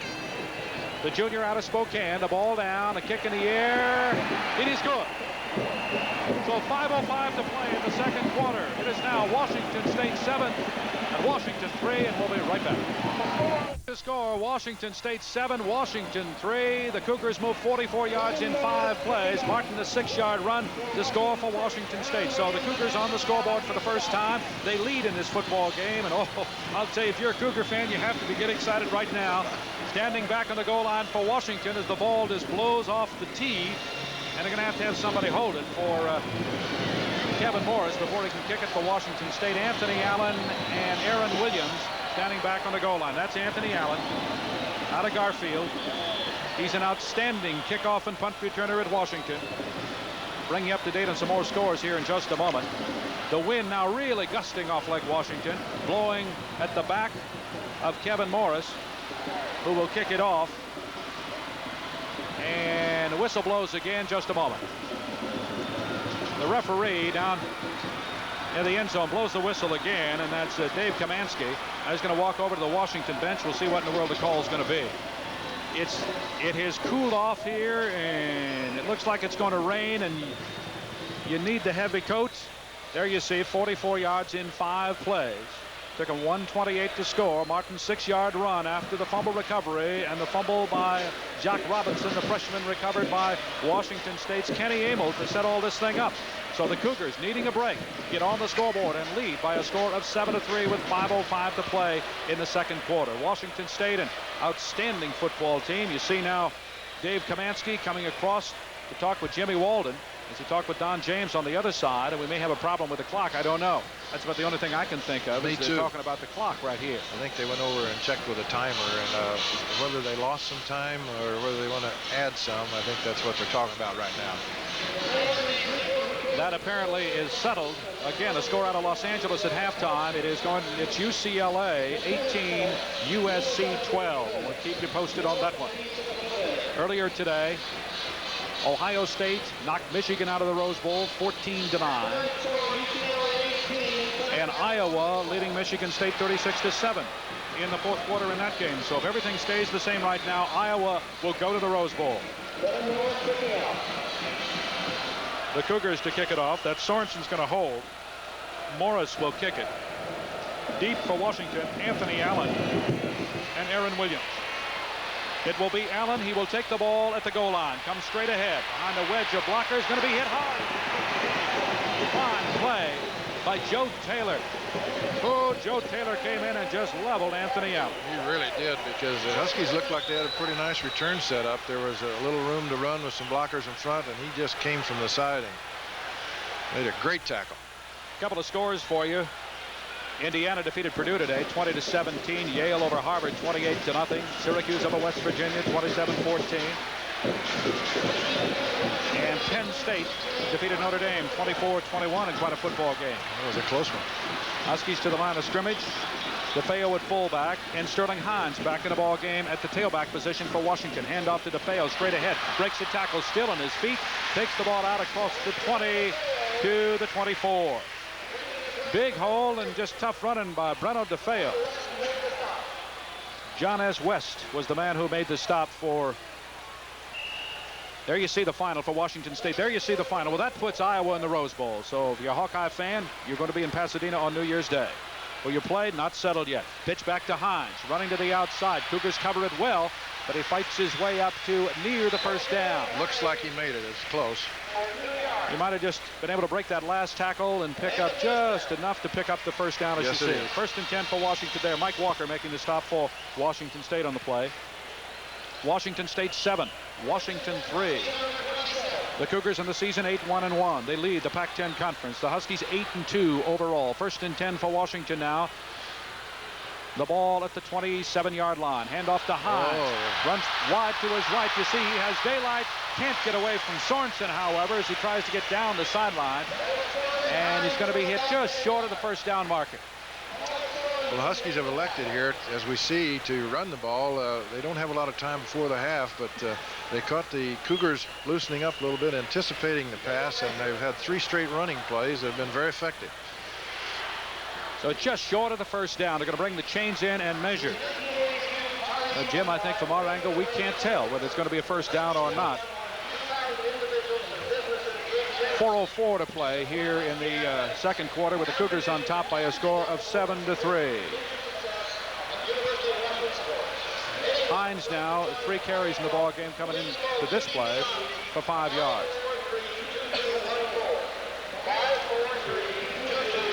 Just short of the first down.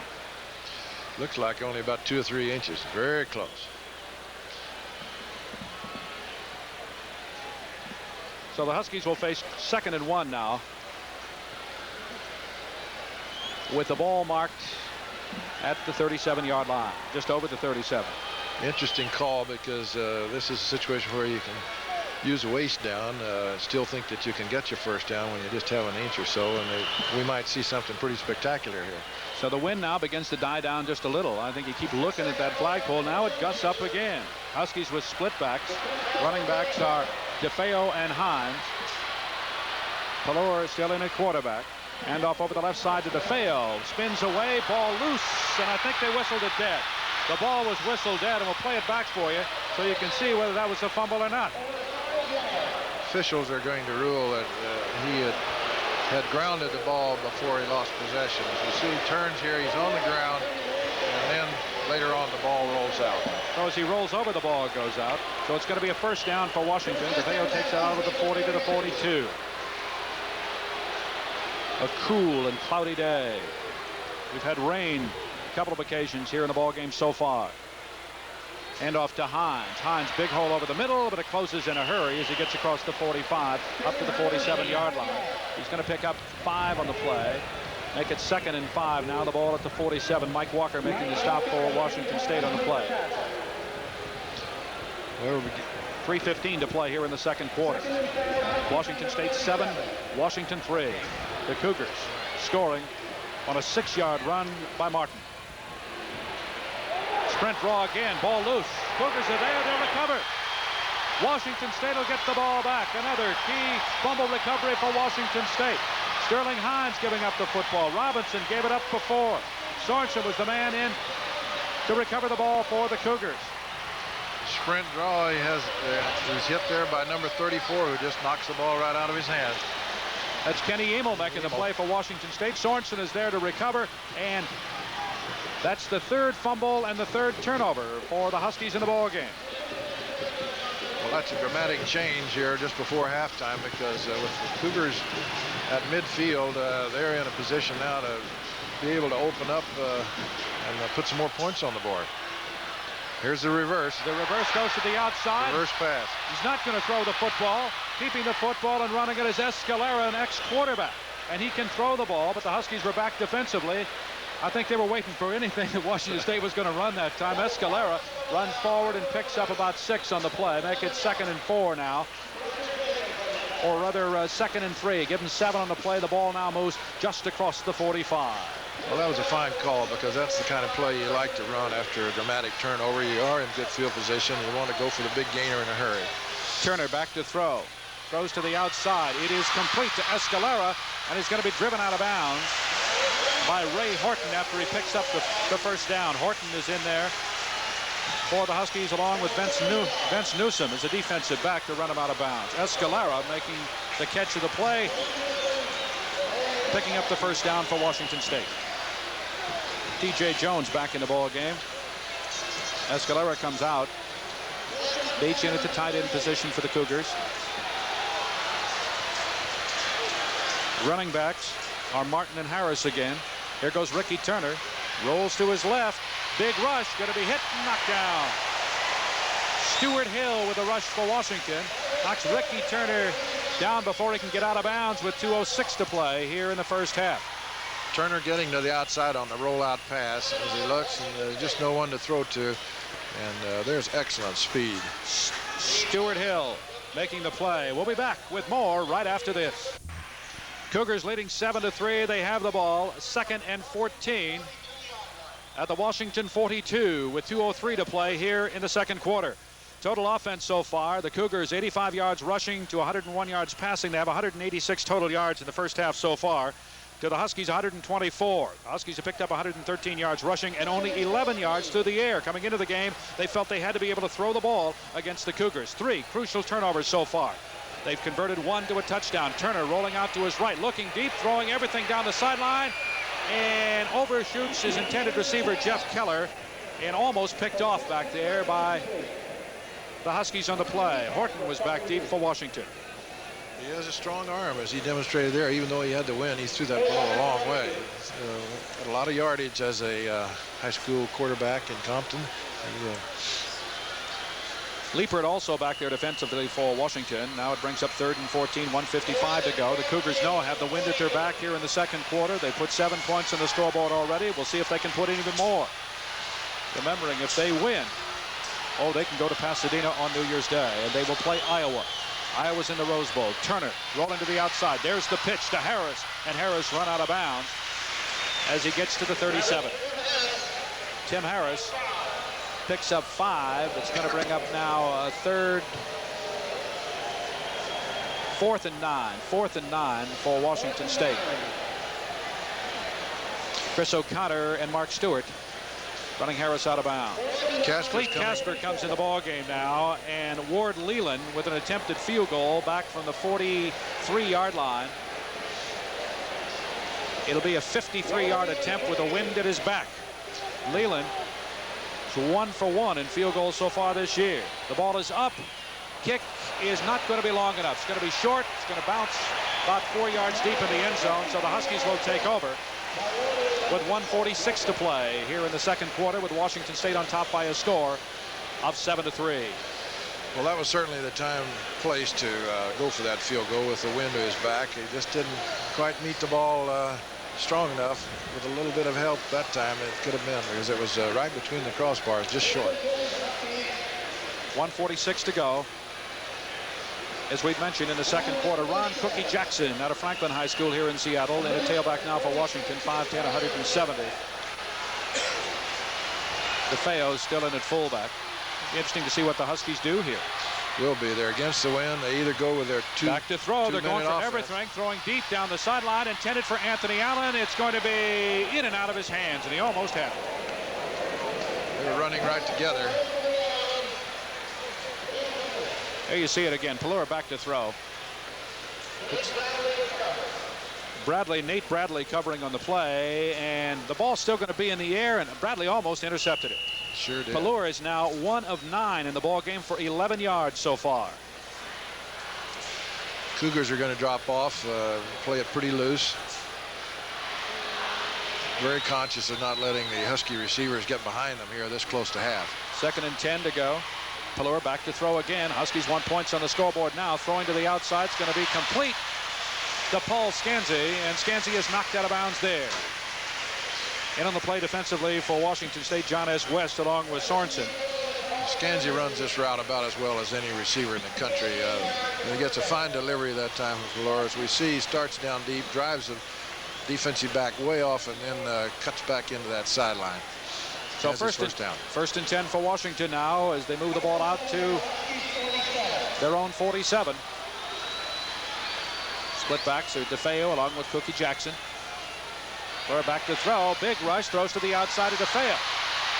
Can't get away defensively, however, from the big guy on the outside. And that's Rico Tipton, the sophomore from Citrus Heights, California, for Washington State.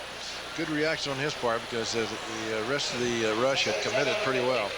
No huddle. Huskies back to throw. Throw to the outside. Complete to Scanzi and knocked out of bounds in Cougar territory at the 45 with 1:07 to go here in the first half.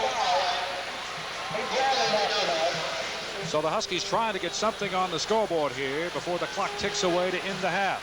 Washington State 7, Washington 3. Type of football game you thought it would be? Yes, it really is. A close one. I didn't anticipate quite as many turnovers because we haven't had the rain, but it's been a big break game, changing possession. The Huskies have turned it over 3 times. DeFeo over the left side. And and he's going to pick up very close to the first down. I think he picked up the first down with a minute to go here in the first down. He did. In the first half, he did. So DeFeo picks up the first down for Washington, and the Huskies have it now at the Cougar 42. Timeout's going to be called by the Huskies with a minute to go here in the first half, and Washington on top by a score, or Washington State on top by a score of 7-3. A minute to go in the first half. Washington State on top 7-3. Huskies with the ball. 1st and 10 now at the Washington State 42.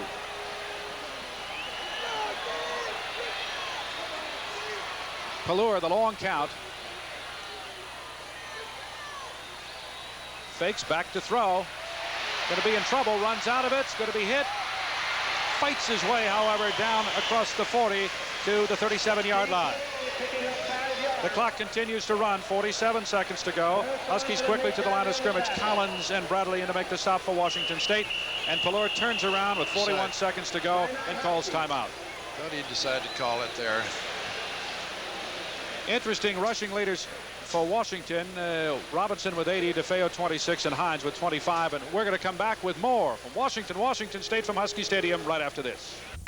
Huskies have the ball now, 2nd and 5 at the 37. 40 seconds to go in the half. Hand off to Hines, or Cookie Jackson runs across the 25, inside the 25 to the 24. Make it to 23. Picks up the first down.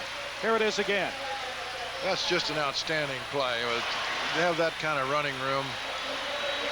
Kenny Collins sure took advantage of it. Kenny Collins and Sorensen making the stop. 33 seconds to go in the half. Pelluer back, throws to the outside. Knocked away and almost picked off. And that would have been picked off by Nate Bradley. He would have been gone. Bradley would have had 6 points under his arm. He just held on to that one. Intended for Anthony Allen. Ho, ho, ho. You worry about those, don't you? Well, you do. I think Steve's a young quarterback, and when he turns and throws that ball to the outside, he just has to see that there isn't any other different colored jersey out there, or he throws it clear out of bounds, way over your receiver. 29 seconds to go in the first half. He learned a good lesson there. 2nd and 10 at the 23. Huskies with the ball. They're at the Cougar 23. I formation. Pelluer back to throw again. Has time. Throws to the outside. The catch is complete to Anthony Allen, and he's down to the 15. It's going to be just short of the first down marker. 16 seconds to go in the first half. Timeout is going to be called by Washington. So 15 seconds. They lost a second. Timeout called by the Huskies, and we're going to be back with more right after this. We have 15 seconds left to play here in the half. Washington has the ball at the Washington State 15. They have it 3rd and 2. And they're out of timeouts with 15 seconds to go. Washington State leads by a score of 7-3. If Washington State wins, they go to the Rose Bowl and they meet Iowa in the Rose Bowl. The Hawkeyes on the right represent the Big Ten Conference today. Pelluer with his team in the I formation. Back to throw. Looks, throws to the outside. He's got Scansey there. Diving kick for the touchdown.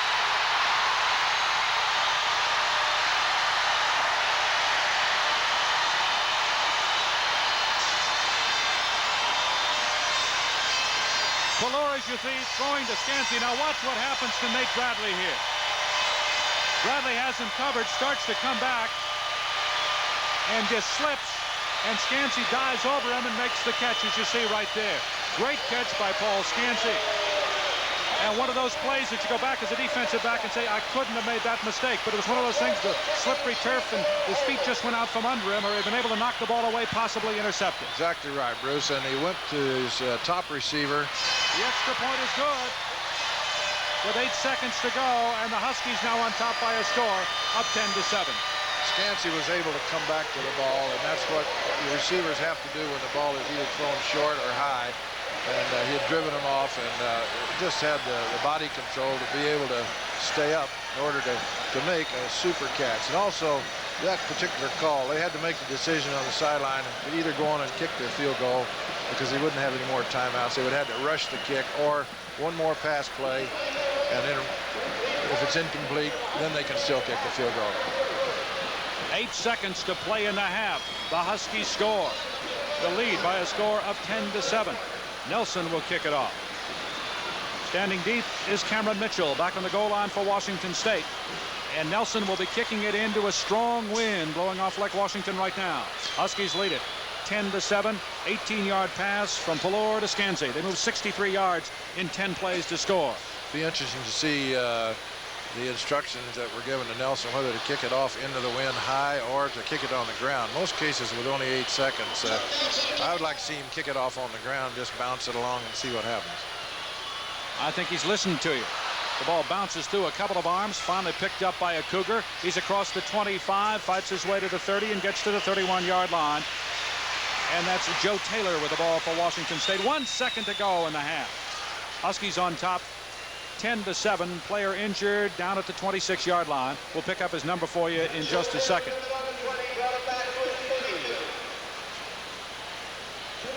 Richard Hay was the man injured on the play. There, the scoring drive. 73 yards in 10 plays. Took the Huskies 2 minutes and 52 seconds to do it. 1 second to go here in the half. Washington on top by a score of 10-7 over the Cougars of Washington State. As you know, at halftime in Los Angeles, UCLA is leading Southern California by a score of 18-12. So if Washington wins and UCLA wins, it will be the Bruins against Iowa in the Rose Bowl.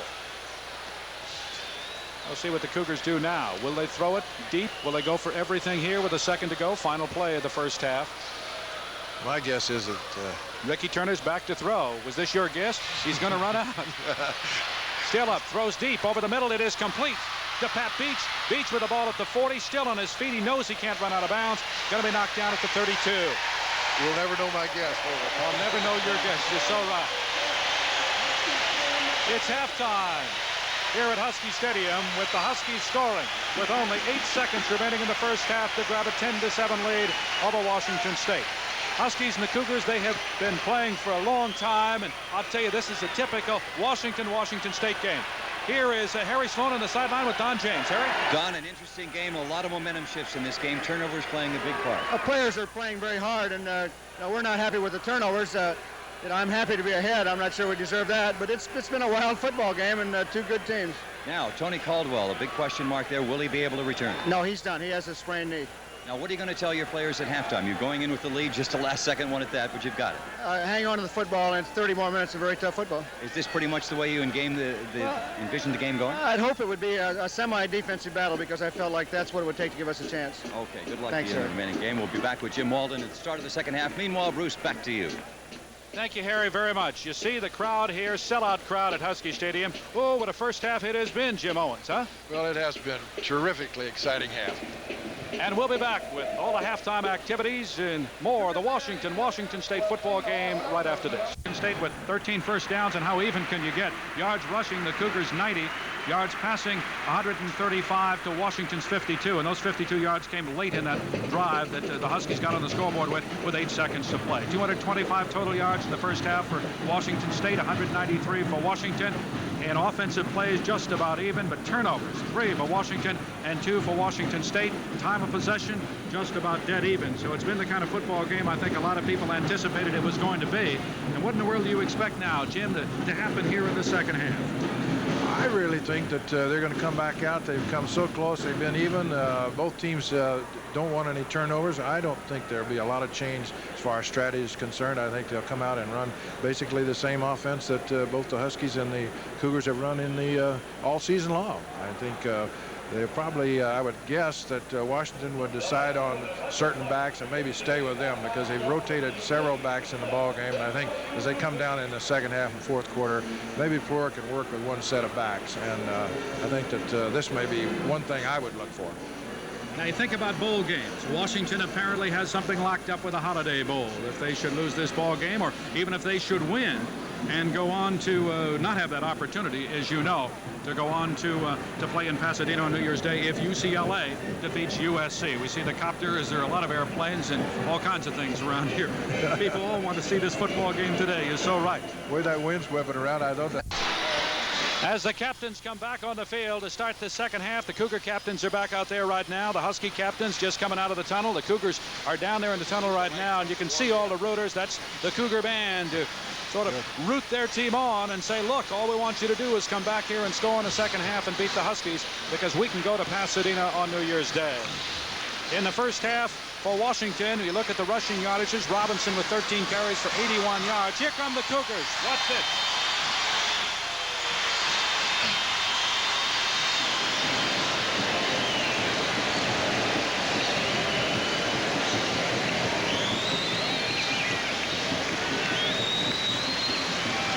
Washington State Cougars coming on the field. Get back to our stats now. Robinson, 13 carries for 81 yards. For the Huskies, Hines, 6 carries for 25, and DeFeo, 6 for 24 in the first half. Pelor, 6 of 15, throwing the ball for 52 yards and 1 touchdown. Scansey, 3 catches for 31 yards and the touchdown. Rosegirls made 1 catch for 11, and Anthony Allen 1 for 8. Here come the Huskies.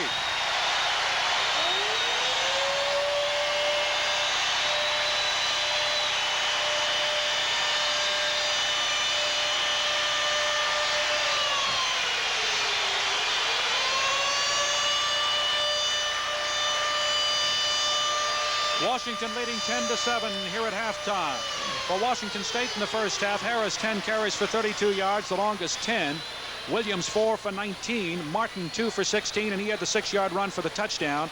Turner 4 of 8, throwing the football for 76 yards. Here's Harry Sloan with Jim Walden. Harry? Jim, first of all, Clete Casper, how is he? He won't play anymore. He pulled a severe hamstring pull. He's all done. It's a tough game for you. Turnovers dictating which way the momentum is flowing. No, we're just not doing some things. I think we've had several opportunities, and we've talked about those, so we just got to do a better job with our possession. And in the locker room, you told them just that, I assume? Just that, and that, hey, we got as much right to try to believe we can win this football game as they do, so let's go win it. Okay.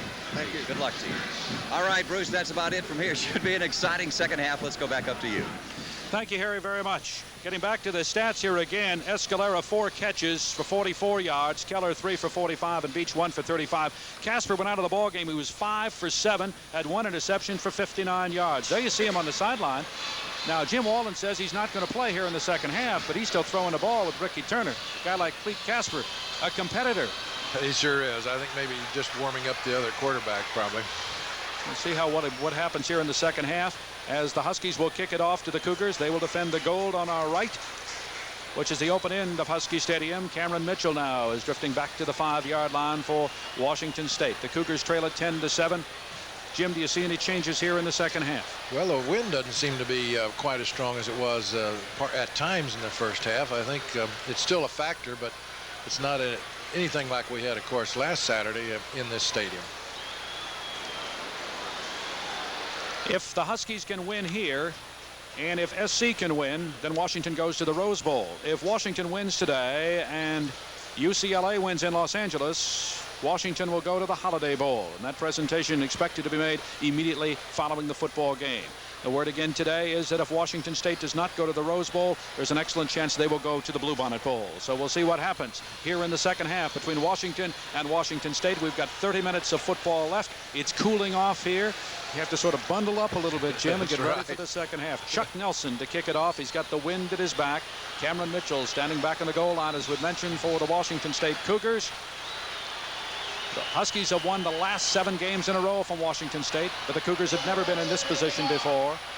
Here comes Chuck Nelson to approach the football. A high kick. Cameron Mitchell is going to take it 3 yards deep in the end zone. He'll down it there. And exactly like the start of the ball game, the Cougars will put it in play on their own 20. Interestingly enough, in the fourth quarter, the Cougars will have the wind at their back. The Huskies with the wind at their back here as they kick off to Washington State. And again, a lot of faith in that defense saying, hey, let's get the ball over and give it to the offense and give the offense a chance to try to do something, put some more points on the scoreboard. I know the Cougars waiting, really thinking of that fourth quarter, thinking we're going to have the wind at our back, and if we've got to come from behind to do it, we're going to be able to do it then. So Cougars to the line of scrimmage. Running backs for Washington State now, Williams and Harris. Ricky Turner, the quarterback. Hand off to Harris over the left side. Gets a little daylight there. Takes the ball out over the 25 to the 26. Make it 2nd and 4 at the 26 for Washington State at that point. Harris in the first half of the ball game with 10 carries for 32 yards, and he probably, well, he needed 37. He's going to be about 2 yards short now of Kenny Granberry's all-time rushing record at Washington State. He needed 37 yards coming in. He got 6 there. If he gets another yard, he'll tie it. 2 more, he'll break it. We'll see what happens, and we'll keep you abreast of that. That's quite a record, that rushing record. 2nd and 4 for Washington State. Hand again to Harris. He has the record in a big hole.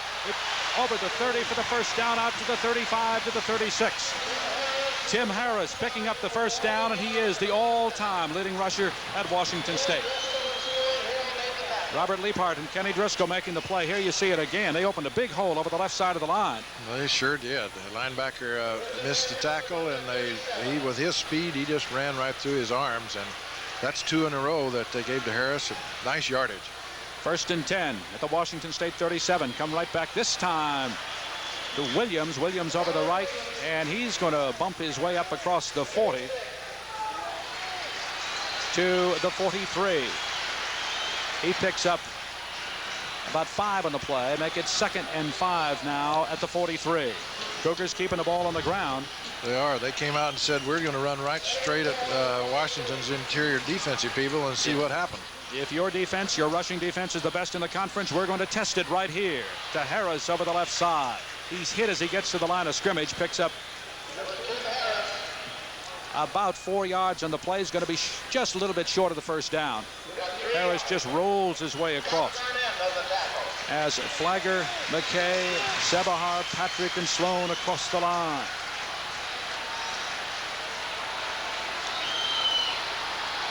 Two wide receivers now split out wide to the right. For Washington State, it's 3rd and just a yard. Turner keeps, dives ahead and picks up the first down. Took the ball to the 48. About a half a yard is all he needed, and he picks up the first down. So it's 1st and 10 for Washington State at that point, with 12:59 to go here in the 3rd quarter. Scott Garnett now in the ball game for Washington. Garnett seeing his first action since he was injured. So Garnett gets into the ball game. He was certainly a powerful factor in last year's defensive unit, and you'll see how he reacts after a long layoff.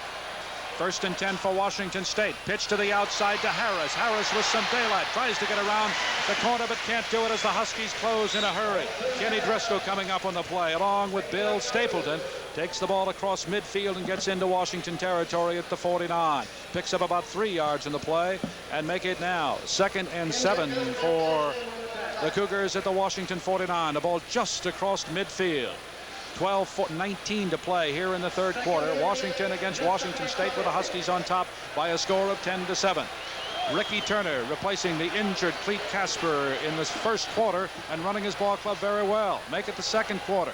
Turner and straight ahead to Harris, and he fights his way down across the 45 to the 43-yard line. Just short of the first down by a couple of yards. Giroux in on the play for Washington.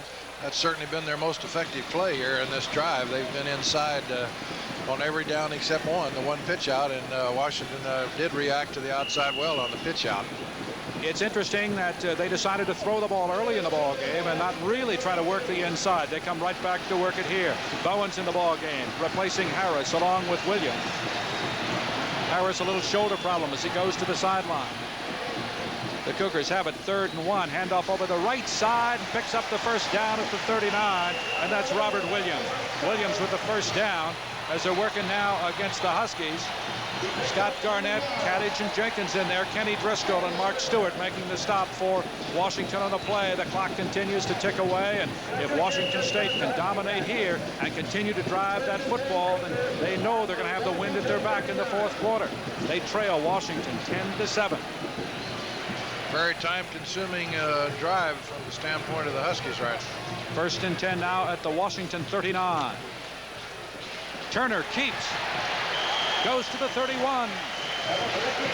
He'll be 2 yards short of the first down. Ricky Turner, who runs so well with the ball. Now watch, fake inside, then keep it. Boy, when you get that ball out there, it can be knocked away. He's very, very dangerous when he keeps that ball. He had the opportunity to either pitch it out as he came down the line or keep it, and the Husky defense gave him enough running room, and he just cut up the field and took it. Turner's the 3rd leading rusher on the Washington State football team. 2 wide receivers split out wide to the left, Mitchell and Keller.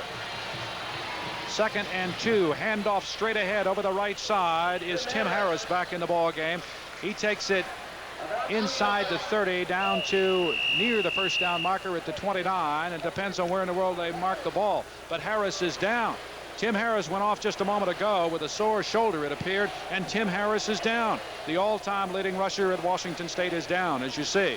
And what a blow that could be to this Washington State football team. They've lost Cleet Casper already, and to lose Tim Harris here with 10:19 to play in the 3rd quarter and trailing 10-7 would really be a blow. That'd be a trim. We'll be back with more right after this. Tim Harris is up now, very gingerly walking off the field, as you see. He's sort of holding his stomach. It's hard to see, Jim, exactly what it was. Here's the hit right here. Now watch.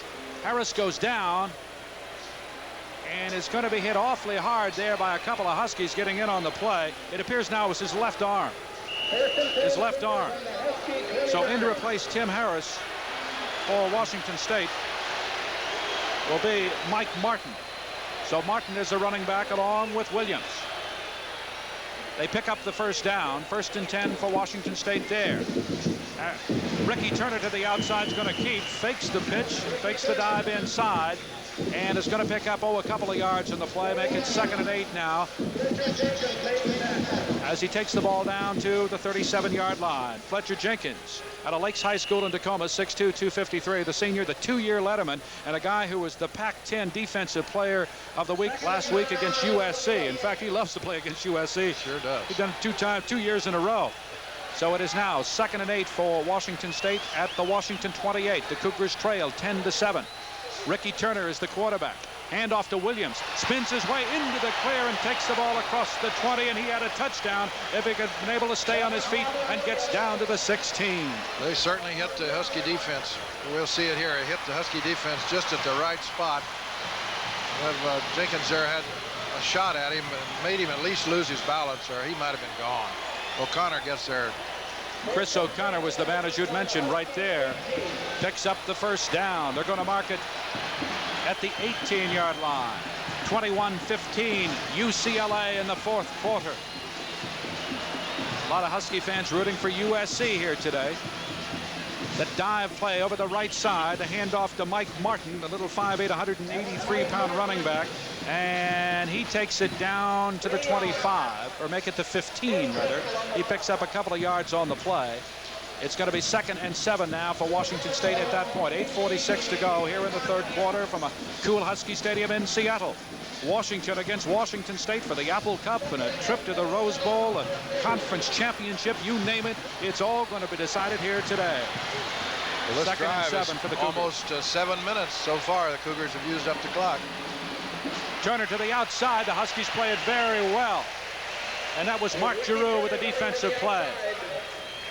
Mark Giroux making the stop. Now here comes Turner down the line. The option, decides to keep. Giroux's there, doesn't buy the bait, and stops him. Very, very fine defensive play for the Huskies. So picks up a couple of yards on the play. Make it 3rd and 6 now. The ball at the Washington 13-yard line. Right in the middle of the field, right between the goalposts. Cougars to the line of scrimmage. Crowd comes alive, as you can hear. 7:54 to go in the 3rd quarter. Turner taking his time, looks like a veteran there. He's only a sophomore. Handoff straight ahead to Williams. He's going to be hit short of the first down marker. But they're playing for a tie, I would believe, right now, because they're going to come in and attempt the field goal. Williams gets the ball down to the 11-yard line. It's going to bring up a 4th down. Again, good defensive move by Washington. And the Huskies, Kenny Driscoll and Mark Giroux in there, Lynn Matson also. And the Cougars will attempt a field goal. The ball's going to be marked back at the 17-yard line, a 27-yard field goal. Ward Leland will kick it. Whistle blows. They're trying to get the ball wiped off and dry it just a little bit, as you see. Ward Leland will attempt the field goal, and Clete Casper into hold. He's been limping around since he hurt his leg, as you know, in the first half. Leland's kick is up. The kick is up. It looks good.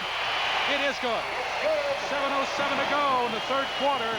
It is Washington 10 and now Washington State 10, and we'll be right back. It's all tied at 10-10 here at Husky Stadium.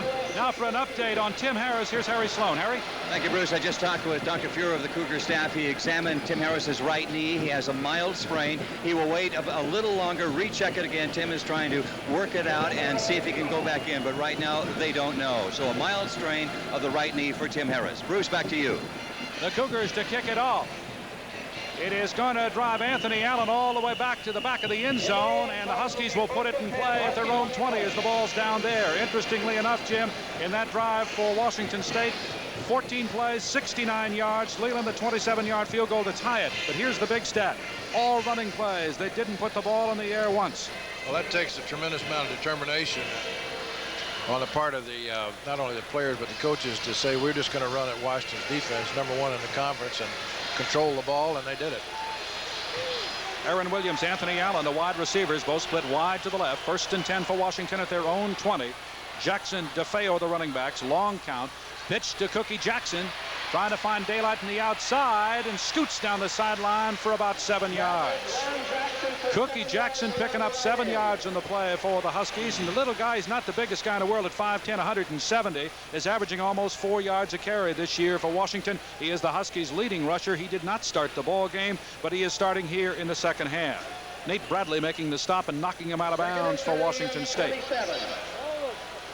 So Huskies now 2nd and 3. The ball out at the 27. Huskies moving toward the closed end of the Husky Stadium. Jackson again, a big hole over the right side. Is going to pick up the first down as he takes it to the 33. 6:57 to play here in the third quarter. Here comes Cookie Jackson. He can explode with the football. He can run in a hurry. He can. Good running room. Walker and White along with Sorensen making the stop for Washington State. You usually find number 28 around the ball, don't you? You certainly do. They call him the headhunter at Washington State. Fine player. It is all tied 10-10. We're in the third quarter. Huskies have the ball now out at their own 33. Handoff to DeFeo and is hit hard by Elisara, and Elisara just unloaded on it at the line of scrimmage. He might have made, maybe a half a yard on the play. But good play by Elisara. And this guy from Samoa is 6'3", 250. You know something about him. He sang the national anthem prior to the Pacific game. Is that right? Oh, yeah. They call him the singing Samoan. Elisara. Quite a football player. I knew they'd had some slinging Samoans, but I didn't know that. Now they were singer. Huskies with the ball, facing its 2nd and 8. Cookie Jackson running to the outside, and not much there. The Cougar defense is going to close in a hurry. Picks up only 2, takes it to the 37. Make it 3rd and 6 now for Washington. The 37. Elkington and Blakeney in on the play for the Cougars. Husky and Cougar fans all bundled up here. You look around, there isn't a seat to be seen in Husky Stadium today. And you can bet through the years, a lot of people saying, I was there. I saw it happen. It's 10-10. We're in the third quarter. Key play coming up right here. There'll be a lot of them in the second half. But this is going to be a key play. I formation. Both teams. Pallure rolling out to throw. Looks, throws, complete to Aaron Williams for the first down. Aaron Williams picks up the first down by only about a yard. As the ball was complete to the 44. Here you see Pallure is going to run right at you. He has Williams open, and Williams, making sure he gets the catch, goes down on his knees to make the catch. So the ball now moves to the 44-yard line. 1st and 10 for Washington there. The Huskies moving. 5:19 to play in the third quarter with a score tied at 10-10. 2 wide receivers split wide to the right for the Huskies. Williams and Allen. I formation. Cookie Jackson hit behind the line of scrimmage, breaks a tackle, breaks it to the outside. Still on his feet and into Cougar territory to the 45 and a first down. Cookie Jackson broke a tackle at the line of scrimmage. As you see, he should have been stopped right there. Should have been stopped right there. That was fine balance. Kenny Amel, who got a hold of him but couldn't stop him.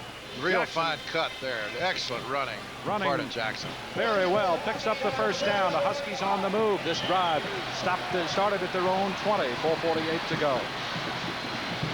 Handoff straight ahead to DeFeo. Hit hard, spins around and goes down. And the grabs Elisara. Kenny Collins made the hit on him. He's 6'3", 240 out of Kashmir. He's going to make a believer out of DeFeo if he runs into the middle of that line enough. I'll tell you, you have to love contact to be a fullback. That's right. There's a lot of it going on out there, not only at fullback, but every position.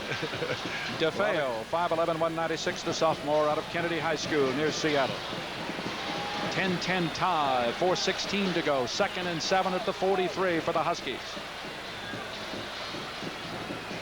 A reverse to Anthony Allen. Set up. Has running room and a couple of blockers. 40, 35 at the 30. Still on his feet. It's going to be run out of bounds inside the 25 at the 23-yard line. Here it is again. The fake inside to Cookie Jackson. They come to Anthony Allen. And the senior from Garfield puts on a burst of speed with a couple of good blocks. You see on the outside, Aaron Williams is out there. And also Eric Moran. Fine block. Cougars were able to recover, but only after giving up quite a few yards, and a big psychological boost for the Huskies at this point in the game. 4:01 to play in the third quarter. 10-10 tie. Chris James now in at fullback, replacing DeFeo. And Cookie Jackson is the tailback. Ballure. Back to throw. Looks into the corner. In and out of the hands of Aaron Williams, and he might have had a touchdown. The defender in the play was Nate Bradley, but Aaron Williams had the football at that time, and in and out of his hands. It's one of those things where I think he turned and started to look up the field to see whether he could score. Watch this. Well, he's certainly out there with the ball. He just has to look it in all the way into his hands. And he did turn a little too soon. So it's about a trade-off. We've had Cougar drop a real fine reception. Now we've had a Husky drop one in the open, so it's pretty well evened out. So they're dead even. The score is dead even at 10-10. Huskies now 2nd and 10. The ball at the Cougar 23. James and Cookie Jackson are the running backs. Hand off to Jackson over the left side. Daylight. He's at the 10. Touchdown, Washington. Cookie Jackson with a 23-yard run for the touchdown. Watch it again. Makes a great move right there and has daylight all the way and goes in to score. When you have a back that can see that well, let's see it again here. He starts to the right and he gets the Cougars going in that direction, and the cutback is just perfect. And he has enough speed to outrun the secondary people to get it into the end zone. Couple of great blocks that time by Zach Zorn and Jimmy Carter. No one put a hand on him. Just outstanding blocking. Chuck Nelson, who's yet to miss an extra point this year, is perfect so far. He is now 29 at 29, and we'll be back with more of the Washington State game right after this. Cookie Jackson just runs 23 yards for a Washington touchdown. They move 80 yards in 10 plays to score. Jackson 5 carries for 50 yards in the drive. He's 6 for 69 for the ball game so far. Now, with Washington leading 17-10 here, how about this in Los Angeles? UCLA leads USC 21-15 with 5 minutes to play. If Washington wins and UCLA wins, the Bruins of UCLA go to the Rose Bowl. Chuck Nelson will kick it off. Have you ever been in one of these, Jim, when it gets down to something like this? Oh, yes. A lot of times. We thought the first half was exciting, this third quarter, but we'll just wait till the fourth quarter and we hear that final score down in Los Angeles. Here's the scoring drive, as we'd mentioned. 10 plays, 80 yards, took 4:17 off the clock. 23-yard run by Cookie Jackson to make it 17-10 in favor of Washington. Interestingly enough, after the Cougars kicked the field goal, the Huskies then drive 80 yards to score. Chuck Nelson driving Cameron deep into the end zone, and the Cougars will not run it out, and they'll put the ball in play on their own 20. So we're down to 3:50 to play. 18 minutes and 50 seconds left to play in this Washington State football game from a cool and sort of breezy Husky Stadium. It looks like rain now. We hope we don't get any for the rest of the afternoon. But what a game. They talked about this being the game of the year. One of the great games in the history of Washington State football. And I don't think anybody's disappointed so far. It's been a great football game. Are not. Well, now it's up to the Cougars of Washington State. They're 8-1-1. They have played so well this year. Then they come back and win. Williams and Martin are the running backs. Ricky Turner looks, throws over the middle, throws the ball short. Intended out there for Jeff Keller. Cleet Casper was injured in the second quarter and will not come back in the ball game. So it's all up to Ricky Turner. And with Washington State's offense this year, Jim, that has to put a real dent in it. And we're not taking anything away from Ricky Turner at all. We're just saying that Cleet Casper gives you a little different look. You know what Ricky Turner maybe can do, but Cleet Casper comes in, he does something else, but he'll not be back. Listen to this crowd. Crowd is something else. Pitch to the outside to Williams. The ball's loose. Washington recovers. It was Fletcher Jenkins who made the play. Watch it again. Here it comes. Pitch to the outside to Williams. Watch Fletcher Jenkins come up. Oh, goodbye. Or rather, I'll take that back. That was Vince Newsom who made the play. Fletcher Jenkins was the guy who recovered it. That has to be one of the finest open field tackles that the Huskies have made in a long time. It couldn't come at a more critical time. We still have Williams down on the field right now.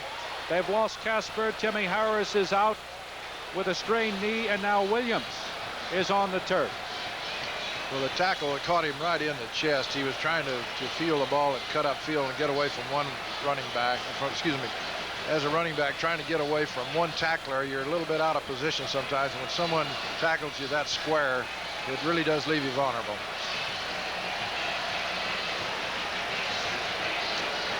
Vince Newsom, the 2-year letterman from Vacaville, California, was the man who just unloaded on Williams, and he is still down. Fletcher Jenkins recovered the fumble for Washington, and the Huskies are going to have it now at the Cougar 20.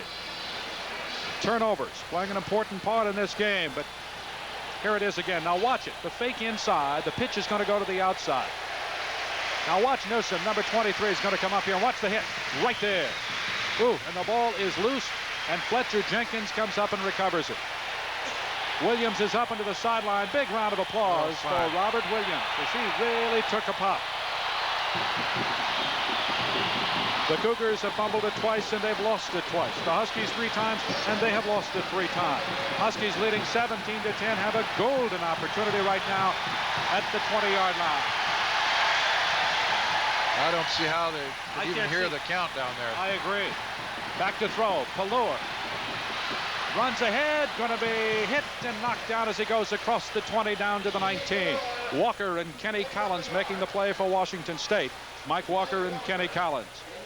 I think Steve did the right thing there. He didn't see anyone really open, and he was able to pick up just enough yards to get it back in position and not throw an interception or get a big loss. Looking to the outside to Aaron Williams on the play. Vince Kobe now in at fullback, making his first appearance for Washington in the ball game.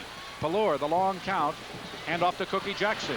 He's going to be hit as he gets down near the 15. They'll probably mark it at the 16.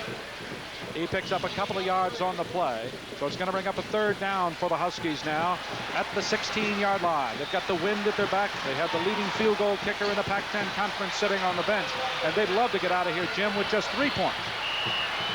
Washington State trying to dig in after giving up the football at the 20. Well, I'm sure that the Huskies are thinking they certainly want to come out of it with at least 3. They'll try awfully hard to get the first down here. If not, then they still have their opportunity. Scanzi and Williams went wide to the right. 3rd and 6. Pallur hands off to Jackson. He dives straight ahead. Going to be short of the first down as he gets to the 11. So that'll set up the field goal. Going to be a yard short of the first down. Blakeney making the stop in the inside linebacker position for Washington State. Here's Cookie Jackson. He scored on a play just like this a moment ago. 23-yard run, but this time the Cougar defense stiffens and they hold. So they force Nelson to kick the field goal. The ball will be put down on the 18-yard line, right between the goalposts. Steve Pallur will hold. It'll be a 28-yard field goal for Chuck Nelson. The score 17-10 in favor of Washington.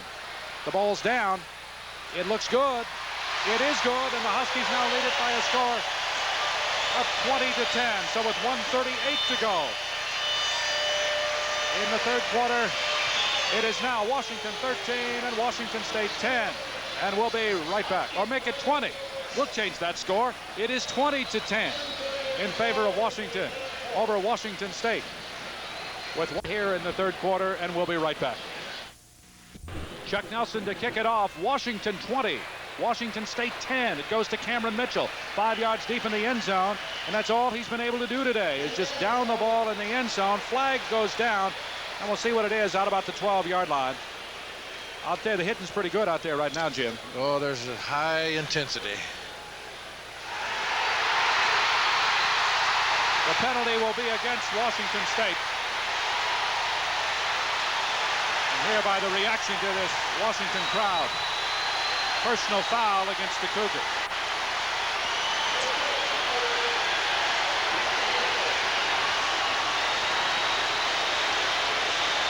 Well, that's going to put Washington State even deeper in the hole.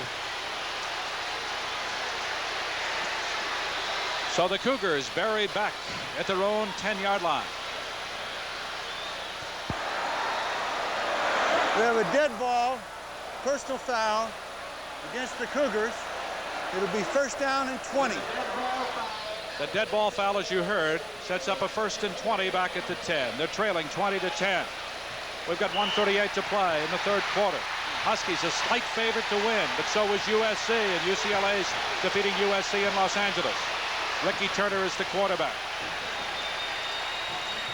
Turner looks to the outside, throws in and out of the hands of the intended receiver for Washington State, and that's Escalera on the outside. A couple of words exchanged there between Escalera and Mark Giroux of Washington on the play. Well, that's a gamble that they wanted to take back there to try to get a big gainer. We just heard an update. We'll bring it to you now. With time running out in the ball game, USC has scored. They lead UCLA 22-21. Here's the play to the outside. Marcus Allen, this from Los Angeles. That's the go-ahead touchdown between USC UCLA. Here's the handoff of the Cougars. Big hole over the middle. Running with the football for Washington State on the play is Don LeBom. LeBom into the ball game now. Make it Mike Martin into the ball game on the play. Mike Martin with the play for the Cougars.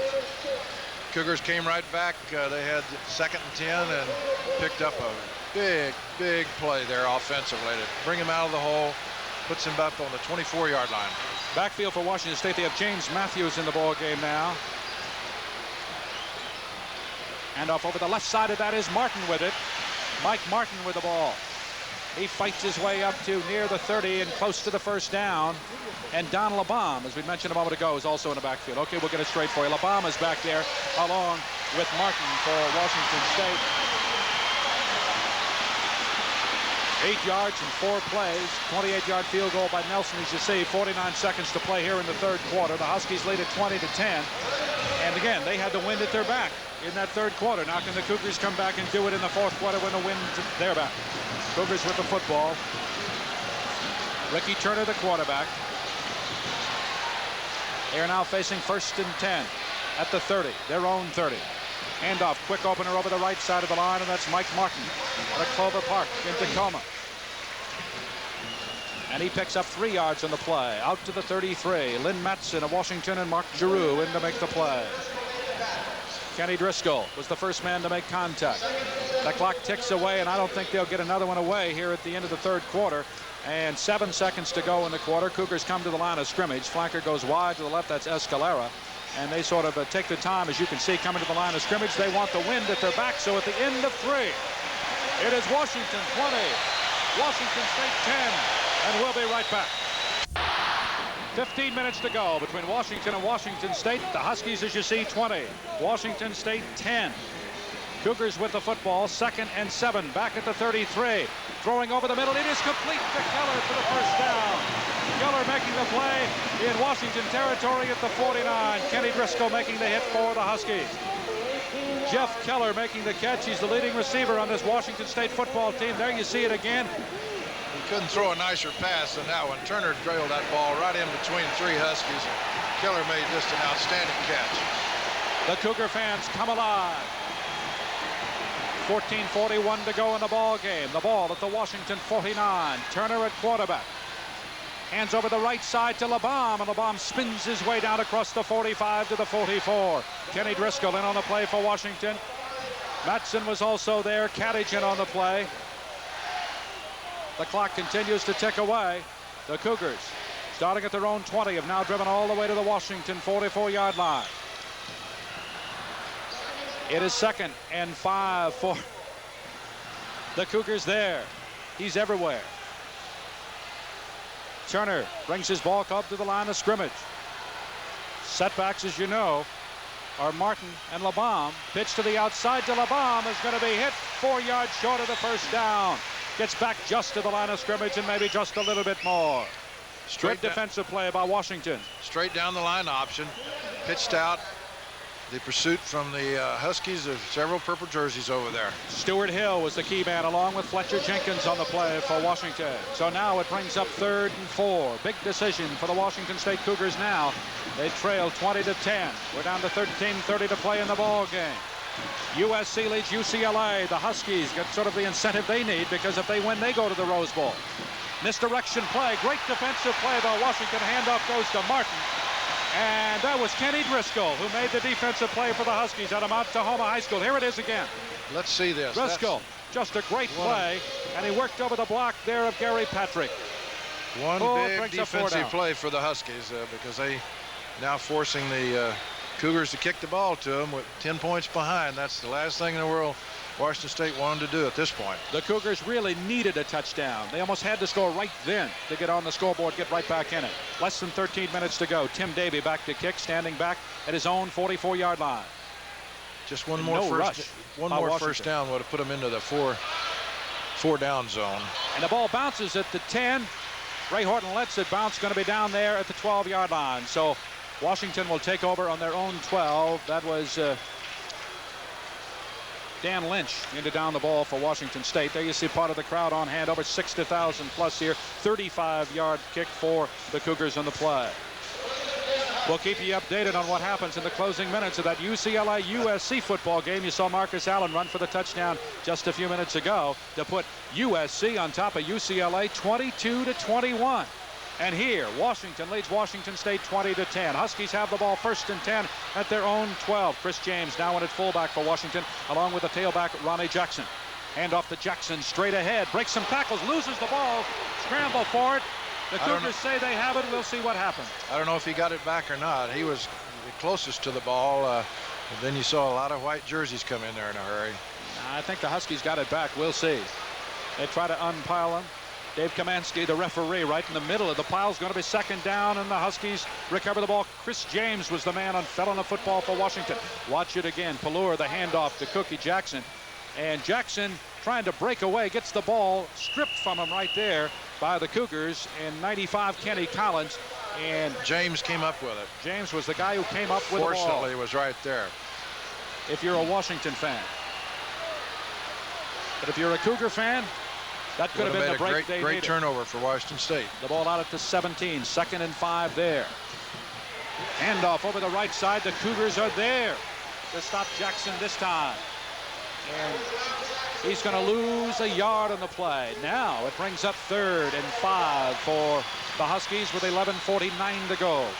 Here in the 4th quarter and leading 20-10. Tipton, Walker in on the play for Washington State.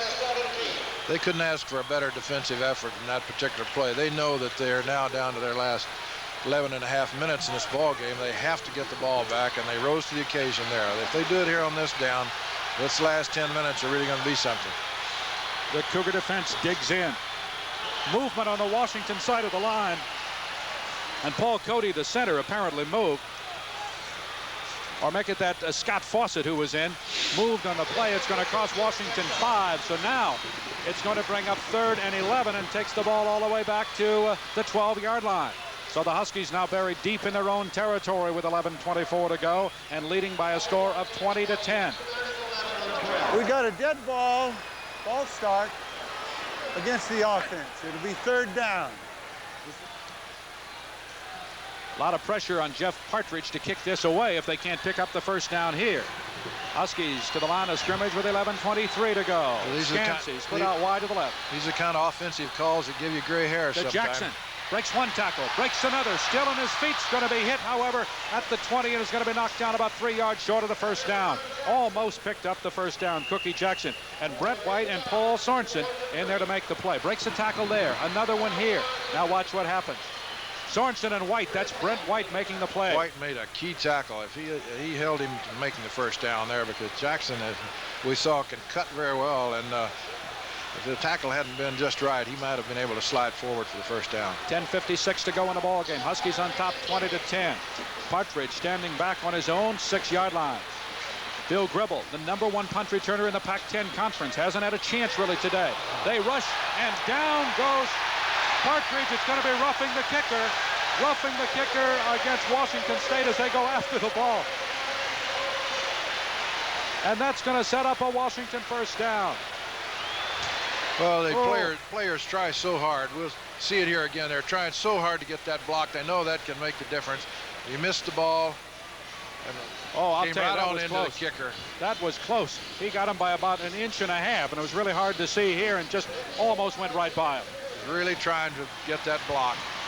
So the Cougars going for the block that time. They wanted a touchdown in a hurry. They were trying to get it, blocking the punt, and it didn't work. So now, because of the penalty, the Huskies pick up the 1st down, and the ball is going to be moved all the way out now to the Washington 35. So defense, dig in again. If you're a Cougar fan, you're going to have to rise to the occasion now. 10:39 to go in the ball game. Washington 20, Washington State 10. Aaron Williams and Anthony Allen both split out wide to the left, and the Huskies really get a break there. Cougars do have to have a turnover here quickly. The next couple of snaps. Pitch back to Jackson. Jackson's going to be hit and bumped down back inside the 25 at the 24. Loses a yard on the play. And a little pushing and shoving on the sideline, and we'll see what it is. Flag down on the field over on the sideline. Looks like it's against the Huskies the way they're walking back towards Looks like the it's goal going to be a line. personal foul. Personal foul against Washington on the play. So the Huskies pick up the personal foul. And they're going to lose all that yardage that they got just a moment ago. They're going to lose 15 yards on this, and all at once, instead of 1st and 10, it's going to be 1st and 25 on the play. So now the ball moves all the way back to the 19-yard line. So. Oh, we're having a lot of turnover here. Turnovers. And we got a dead ball, personal foul against the offense. It'll advance to 2nd down. 2nd down. The thing about that penalty, it happened a long way from the ball. It was clear over on the sideline. Somebody got in a scuffle or late hit or something. We couldn't see it. It was right on the sideline. We'll correct a dead ball foul, so now it's going to be 2nd and 26. I think the roar of the crowd says SB beat UCLA, but we'll check and see. The place is absolutely wild there right now. The crowd is roaring, so Steve Pallor can't hear the count. He turns around to the official and says, I can't hear a thing. Here's the end of the USC-UCLA football game. UCLA trailing 22-21, and USC blocks the field goal, as you see, and USC takes over, and John Robinson defeats Terry Donahue and the UCLA Bruins. Oh, what a close one. Going for a field goal to win it and get it blocked. Now, think about that for a second. Steve Pallor, Anthony Allen saying, wait a minute, we got a football game to play here. We're ahead 20-10. I hope the crowd calms down for the Huskies' sake, and the Cougars hope, of course, that it keeps roaring, so maybe a Husky will jump offside. You know what all that means, don't you? Outside to Cookie Jackson, has some daylight, tries to spin away at the 25 and goes up to the 26. Making the play, Rico Tipton from an inside linebacker spot, along with Brett White for Washington State. So Jackson's going to pick up about a 6 yard, make it 7 on the play. It's going to be 3rd and 16, make it 3rd and 19 now for the Huskies. And this old press box sitting up here is beginning to bounce up and down, Jim. Yes. There's so much crowd noise that I can't even hear you. And I can't either. I can't hear at all. Huskies to the line of scrimmage, 3rd and 19, 9:56 to play. Huskies on top 20-10 over Washington State. If Washington wins, they go to the Rose Bowl. If the Cougars win, they will go to the Rose Bowl. Split backs now. Long count by Pallor, going back to throw, has time, throws over the middle, misses his man, throwing to Cookie Jackson running up the sideline, a little fly pattern there, and Jackson just can't quite get there to get the ball. Rico Tipton covering on the play for Washington State, and now the Huskies are going to have to kick it away with 9:42 to go. So the Cougar defense rising to the occasion again. We mentioned that just a few minutes ago. They're the total yards in the ball game so far. The Cougars lead it 342 to 300. Key play of the ballgame as far as Washington is concerned was that drive after the Cougars came back to tie at 10-10. They go 80 yards and score. Put them ahead 17-10. So here we go with Gribble standing back at his own 35. Partridge is kicked as they have the return, as you had mentioned. Fair catch call for by Gribble. He's going to take it up across the 44 near the 45-yard line. So they mark it on the 45. A flag is down at the Washington 45. We'll see what the penalty is. Another flag down. Emotions running high, as you might expect in the field right now. We're down to 9:35 to go in the ball game. Well, USC defeats UCLA. Iowa is the team in the Rose Bowl, flipping against Washington State, and that will drive them back. And what a tough break for the Cougars. That is a tough break. They have good field position, well, beautiful field position. They held the Huskies and made them turn over the ball to them on about the 45, and now they're backed up. Mistakes. That was a key one right there for the Cougars of Washington State. They huddle back inside their own 30 and come up to the line of scrimmage, but there's still a timeout on the field. We mentioned a moment ago, Ohio State beating Michigan and knocking them out of the Rose Bowl. Iowa winning big at Michigan State today puts Iowa into the Rose Bowl against now either Washington or Washington State. That's right. So it's all on the line. Next 9 minutes and 35 seconds decides who's going to be in Pasadena. That's right. It will be the Huskies. We have a dead ball the Cougars. clip against the Cougars. Be a first down. Dead ball foul again Now again, they moved the markers up to where the ball was originally down, then move them back 15 yards, so now it's first and 25. There's been several of those in this game, more than I can remember dead ball fouls in a game. Turner back to throw. Straight back. Goes deep over the middle. Almost. It is intercepted by Washington. Huskies Bill Stapleton has the football running down the sideline to the 36-yard line and out of bounds. But there's going to be a flag. There's a flag down at the point of the interception. Let's see what happens. Turner turns the ball loose high down the middle. Stapleton made a great interception here on a deflection. Let's see what happens. Intended for Escalera. The ball deflected into the air to Stapleton. Leapart was the man who deflected the ball to Stapleton, and Stapleton with the interception. That's his 4th of the year. But we'll see what the discussion is. Well, it has to interference.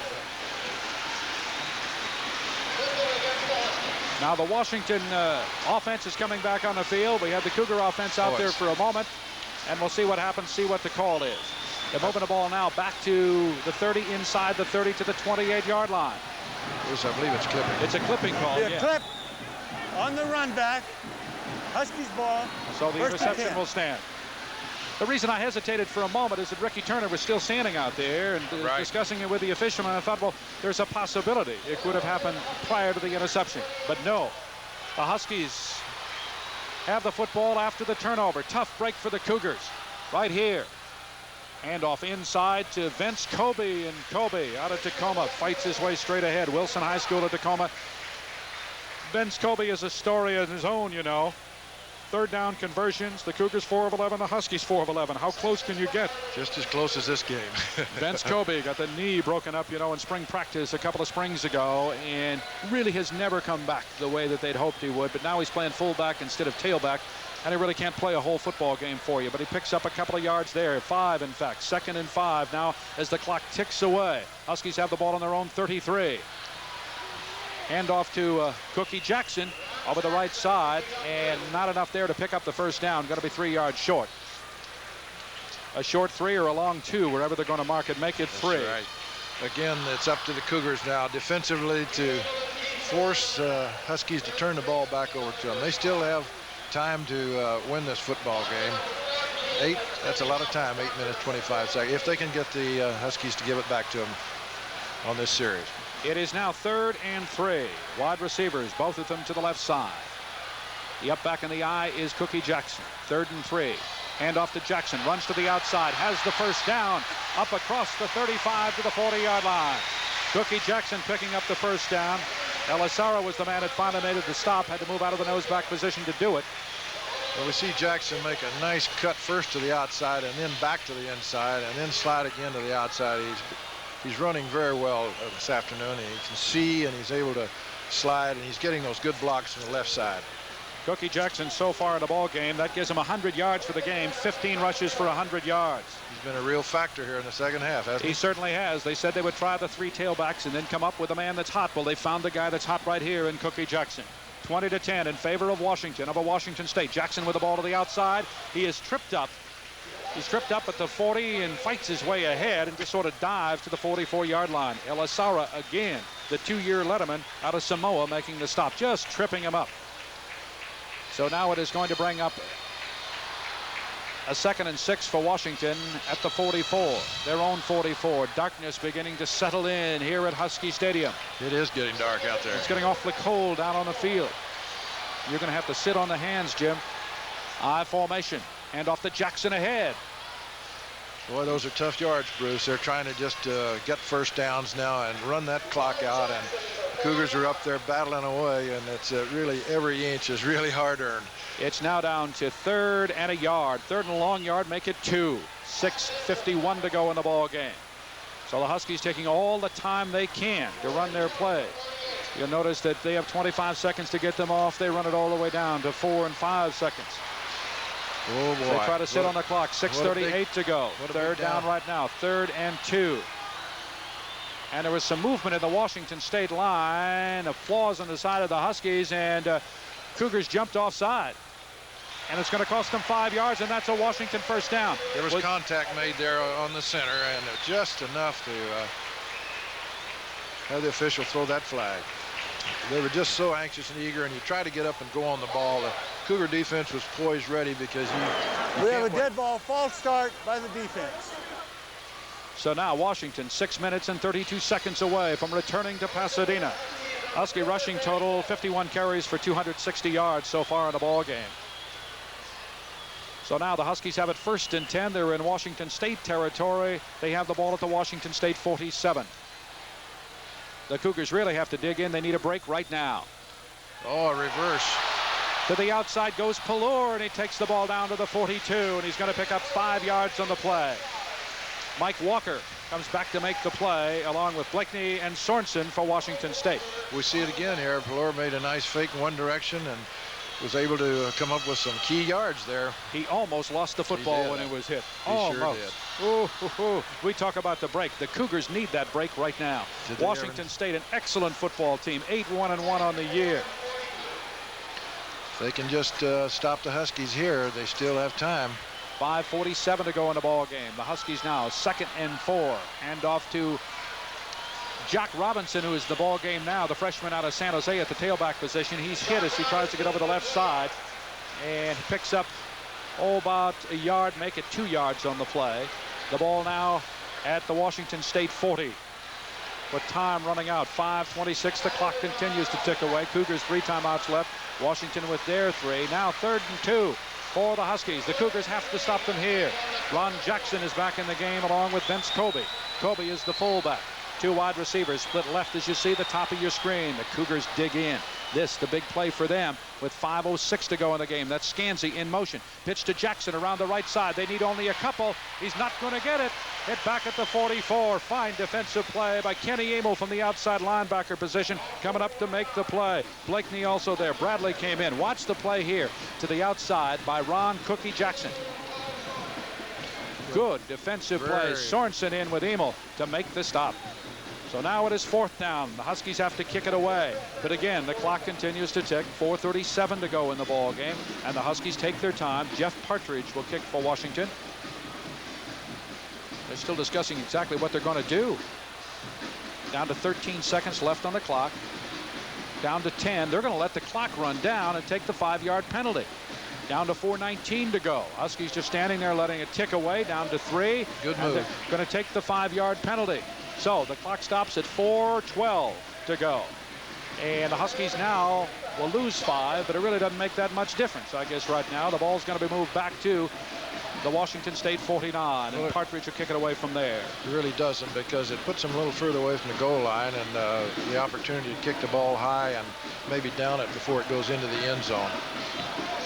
Billy Gribble from Federal Way. Maybe we'll get a chance to run one back here.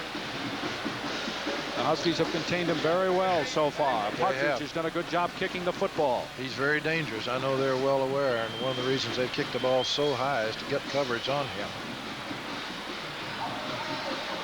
Ball looked like it might have been partially tipped. The ball's going to bounce at the 15, gets a Husky bounce, goes inside the 10. The Huskies let it roll. It rolls all the way down to the 6. Oh, boy, I'll tell you one thing, 3:57 to go, and the Cougars now have to go 94 yards to get on the scoreboard and then get it back and kick a field goal. They are now a long way from Pasadena, and there have to be some disappointed people here. The Huskies have gotten the breaks here in the second half and put it together, and the Huskies field goal right at the end of the half really made a difference, or rather the touchdown is what I meant to say, just at the end of the half, is giving them a lift coming out here in the second half. The kick good for 43 yards. Back to throw. Ricky Turner looks from his own end zone. Throws going to be intercepted by Ray Horton. Horton picks it off for Washington. Ray Horton from Mount Tahoma picks up the ball, and the Huskies have the football. Well, the Huskies haven't had a bigger interception in a long time. Well, watch it again. Was it Horton? Yes, number 10. Okay, number 10, that's right. No, sorry. Kenny Driscoll. I thought it was 10. Hard to see down there. Kenny Driscoll makes the play. So Kenny Driscoll out of Mount Tahoma. The two of them went to the same high school. 10 and 40. I could just see part of that 4. Well, you know, Ricky Turner has to put it in the air with 3:50 to go. They have to move the ball in a hurry, and when you do that, anything can happen. Don James, you got to smile once. Just 3 minutes and 51 seconds to go. Your team's on its way to Pasadena again. Handoff straight ahead and that's to Ron Cookie Jackson. The yardage isn't all that important now. If the Huskies are able to come up with one first down here and keep the ball on this end of the field, it's a matter of possession at this point. The Cougars are going to have to start using their timeouts in about another minute and a half.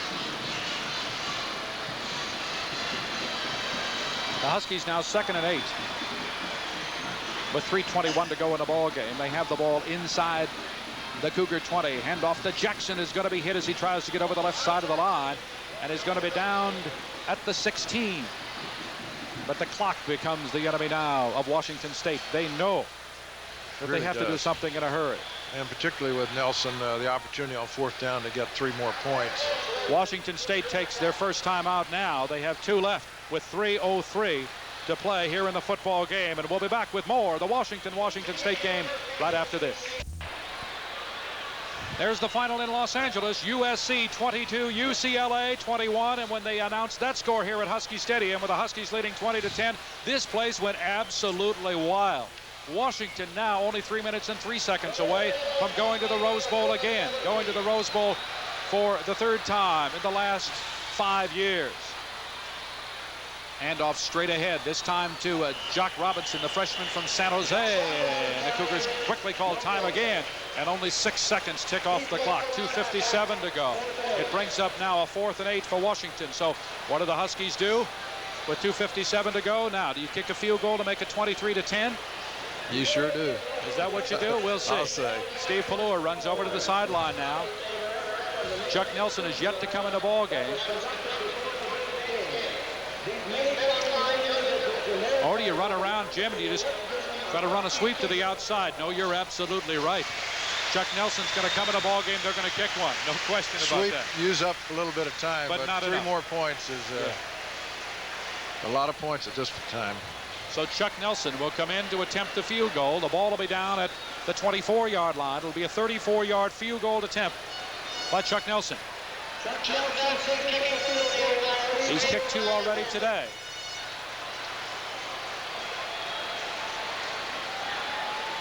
Nelson kicking 2 today is 15 of 19 for the season. Steve Pallure will hold. 2:57 to go. Washington 20, Washington State 10. The Huskies win. They go to the Rose Bowl. If the Cougars come back and win, they go to the Rose Bowl. I remember a game here, not too many years ago, when there was about this amount of time left on the clock, and the score was 27-14 in favor of Washington State, and the Huskies won. They won 28-27. They did. The ball's down. The kick's in the air. It looks good. It is good. So the Huskies had 3 more points with 2:52 to go, and now lead Washington State 23-10, and we'll be right back.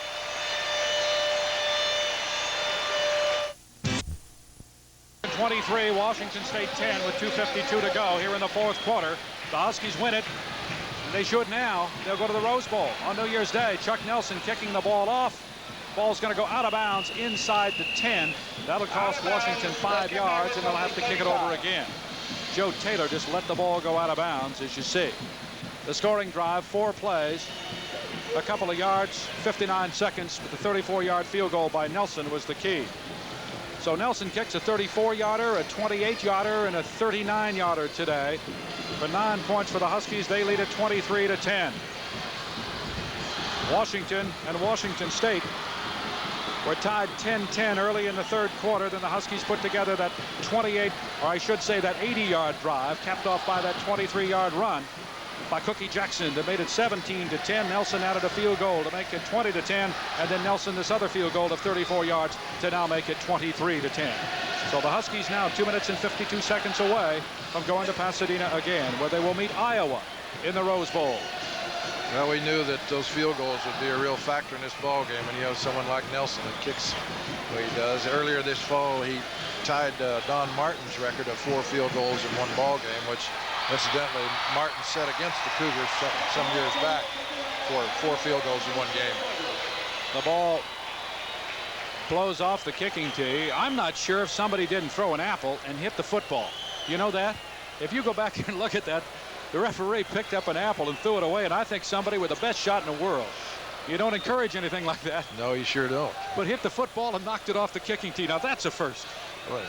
somebody that accurate, the Mariners could use him for a pitcher. That's right. Nelson to kick it off now. Don LeBon back deep now for Washington State, standing on the 5-yard line. Cougars need a run back right now. This is the first time they've had a chance to run it back to the 5, the 10, straight ahead, and LeBon over the 20 is going to be hit at the 24-yard line. So the Cougars take over their own 24. And Jim, you've been in this position where you know you're down in a football game and everything's riding on it. And I can remember that Washington State beat your football team over here the last time they won, 52-26. And at this point of a game with 2:47 to go and it's almost desperation time for you, it really has to take the wind out of the sails. I mean, you look around and say, we need the biggest break in the world. Well, it does. It's awfully tough with the defense dropped off on you. They know you have to throw, and it almost has to be perfect execution here, as we see Turner throws. That. It is complete, and he throws right, a beauty. Oh, he hit Keller with the beauty. Up across the 35, and they're going to mark the ball at the 37-yard line. It's going to be good enough for the first down. He picks up 12 yards on the play. Washington 23, Washington State 10, 2:38 to go in the ball game here at Husky Stadium. 1st and 10 for the Cougars of Washington State. The ball at the 37-yard line. Turner trying to beat the clock and the Huskies right now. Back to throw again. Looks outside. Throws across the field. And he picks up, about 3 yards on the play. The pass complete to Escalera. That's a tough pass to throw. He threw it clear across the football field from one hash mark on this side all the way across the field. Picked up a few yards and was able to stop the clock. Pick up 3. Make it 2nd and 7 now with 2:30 to go. Have their 2 receivers split wide to the wide side of the field. The 3 wide receivers in the game right now. Gets out of the pocket. Still with the football. Still looking. Going to be trapped back there. Still with the ball. Finally throws it downfield. Almost intercepted and almost complete. The pass was knocked away as there's a flag down. The pass was intended for Keller, and it was knocked down by Mark Stewart. Oh, boy. That was a real scramble that time. There is a flag down, and certainly there could be a hole back there for Washington State. We'll see. The illegal receiver downfield. A discussion that kind up of a here play, to see, right. well, when he's running around like that, that's what what happens. Easy to have happen. But where we see the flag being thrown, I'm not sure. We just have to wait and see what the officials decide on. That's it. That's what it was. The illegal receiver downfield. 2nd and 17. It's going to be declined by Washington. We've got an ineligible man downfield on the offense. We've got pass interference on the defense. We'll replay the down. 2nd down. We were only half right. That's okay. right. They're going to replay the down. So now it is 2nd and 6 as they move the ball just short of the 40-yard line near the 39. Escalera went to the sidelines. Now he comes back at a ball game. He's going to bring the play in for the Cougars of Washington State with 2:17 to go, trailing the Huskies 23-10. The Huskies have beaten the Cougars 7 consecutive years, trying to make it 8 in a row. The draw play, handoff inside to LeBon. Good defensive play by the Huskies. So Washington makes a great defensive play. Dean Browning in at a defensive tackle position for Washington. The brother of Dave Browning, the Oakland Raiders, makes the play. Well, they were very alert defensively because they wanted to keep the pressure on Turner, but at the same time, there was enough reaction by the front 3. Timeout for Washington State with 2:03 to play, and Washington leading 23-10. We'll be right back. We'll tell you what happened in the playback done, James, and the Huskies excited. The play broke just a moment ago, and watch what happens. This puts Washington in the Rose Bowl. Ricky Turner running to the outside. Looks. He needs about 7 yards for the first down. It's going to be hit. The ball knocked away, and it's going to be recovered by Washington. It was Lynn Matson who made the play. Matson from Vista, California, 6'4", 236-pound sophomore, making the play. 1:53 to go. No timeouts for Washington State. Cougar fans are going to be very, very disappointed, as you might guess, because this is an outstanding Washington State football team. They have come a long way to be 8-1-1 coming into this game. Ranked 12th in one poll, 14th in another. But Washington pulls the upset really here today. Stephen Derrick now in a quarterback for the Huskies. Handoff over the center of the line to Brennan DeFeo, and DeFeo fights his way just for a couple of yards. Another flag down. Yeah, that's the only thing really that can stop the clock. That's Mike Lude on the left, the athletic director of Washington. Ray Dorr, the quarterback coach, standing just to his left along with Don James. So the Huskies are so serious over there, you'd think they'd be smiling here one of these times. They lead. They don't want, there'll be a lot of smiles when the final gun goes off. Oh, you know what that's like. You kind of let the go. Too many things can happen. Have to keep it in mind. You turn it over right now, a quick touchdown, who knows?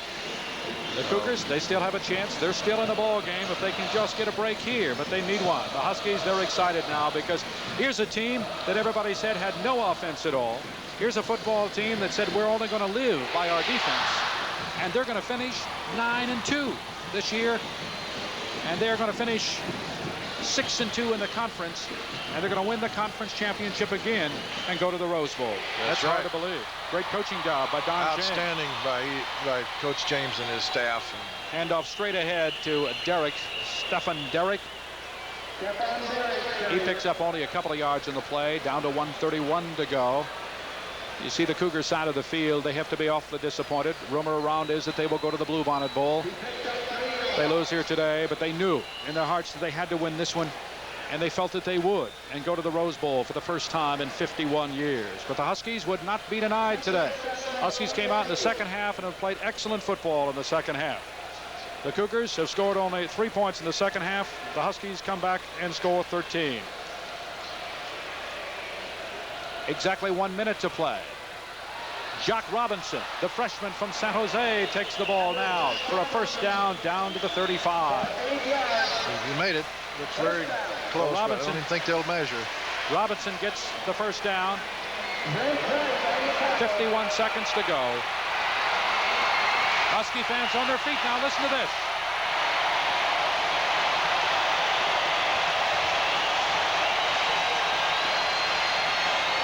What all that is about is that they just placed up on the scoreboard a Washington win over Washington State, a Southern California win over UCLA. That's what happened today. Puts Washington into the Rose Bowl. 30 seconds to go. 29 seconds. Handoff to Jock Robinson over the right side. He just dives ahead to run down the clock. 21 seconds. 20. A disappointed group of Washington State Cougars and a very happy group of Washington Huskies. He wanted to go to the Rose Bowl, he said, this year, and he's going to get his wish. 8 seconds to go. Well, just run Here come the Huskies on the field. It will be Washington against Iowa on the Rose Bowl on New Year's Day.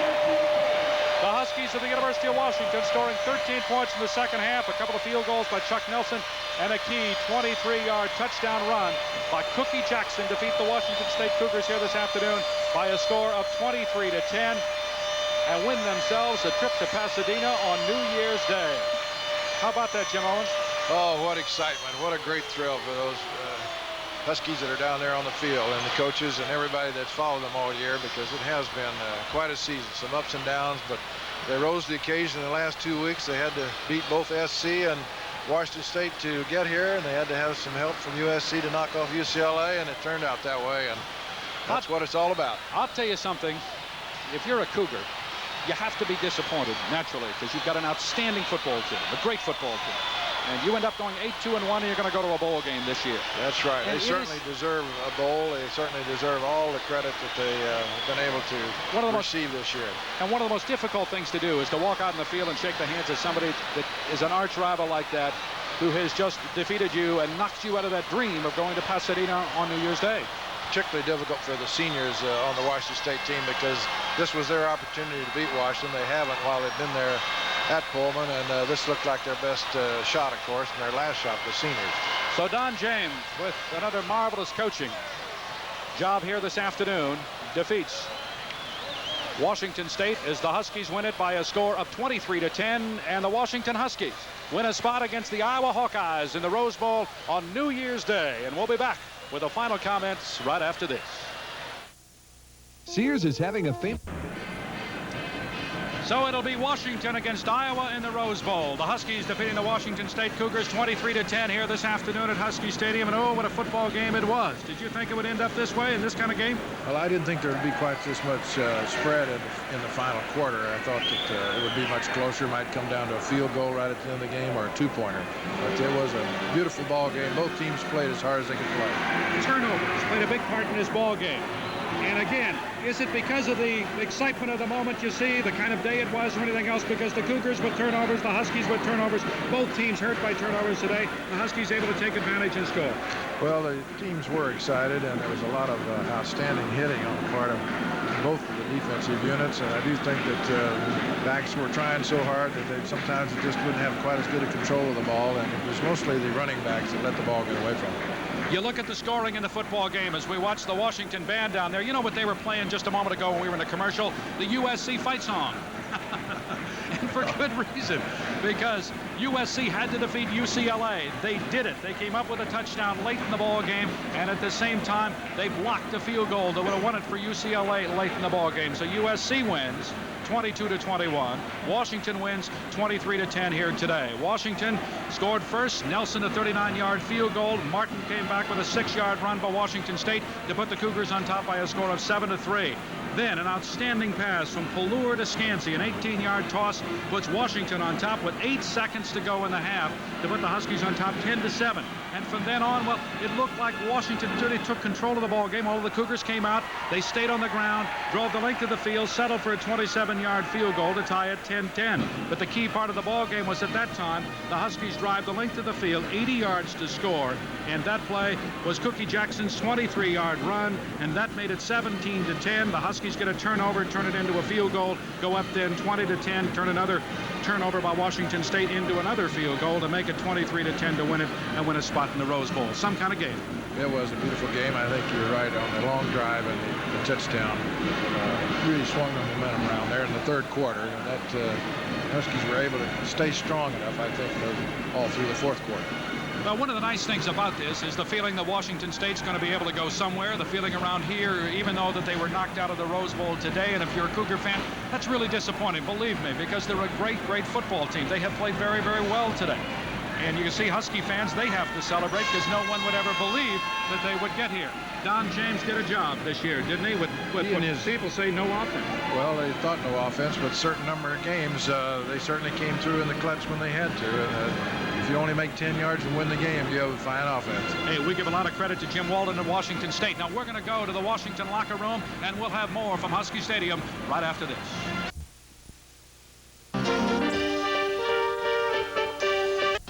Well, the mystery is all clear now. All the speculation about what was going to happen, and there were 9 different ways this Pac-10 season could end, and 9 different combinations of things could happen here today to put a team into the Rose Bowl. And so now it's going to be Washington against Iowa. The Huskies won, and USC won. 3 weeks ago, when Washington played UCLA and got beat in Los Angeles by a score of 31-0, you couldn't get a bet on the West Coast or anywhere in the country that Washington would end up in the Rose Bowl. It was the real low spot for the Huskies to have that good a ball club and really play well on defense and just kill themselves with turnovers deep in their own territory. But they were able to show in those last 2 weeks what they're really capable of doing. And it's a great compliment to the staff and the players to win it the way that they won it. As you watch the Cougar band, as the Cougar and the Husky bands are entertaining in the field here, as a crowd of over 60,000 leaves a darkened Husky Stadium, knowing that Washington's on its way to Pasadena, that Washington State also, we hope, and we haven't heard officially, will be getting a bowl bid to play, thought to be the Bluebonnet Bowl. Rushing for Washington in the game, the leading rusher for Washington came off the bench, and that's Cookie Jackson, 106 yards, his 23-yard touchdown run, the key in the ball game as far as Washington's concerned, because that put him up 17-10. I think so. I think his running was the real boost that Washington had to have. Jock Robinson, just short of 100 yards, finished with 93. And Sterling Hines with 25. For Washington State, you look at their stats right now. Harris with 53, Williams with 51. But again, both of them shaken up in the ball game, injured. They lose Casper early in the game. That had to hurt. It was all on the shoulders of Ricky Turner, and that gets to be difficult. Well, It is. When you lose 3 key players, even for a short time or for most of the ball game, offensively, it just took an awful lot out of their attack. Paul Scansey for Washington, a key catch with 8 seconds to go in the half for a touchdown, an 18-yarder. Finishes with 3 catches for 34 yards. Now, this is what we've been waiting for. Let's go to the Washington locker room now. First of all, for winning the Apple Cup, you won it very decisively today. And secondly, I want to present you the Apple Cup. Secondly, the entire state is confident that come New Year's Day in the Rose Bowl, you're going to show it again. Congratulations and best of luck. Give him pretty sweet, dog. It's all ours again.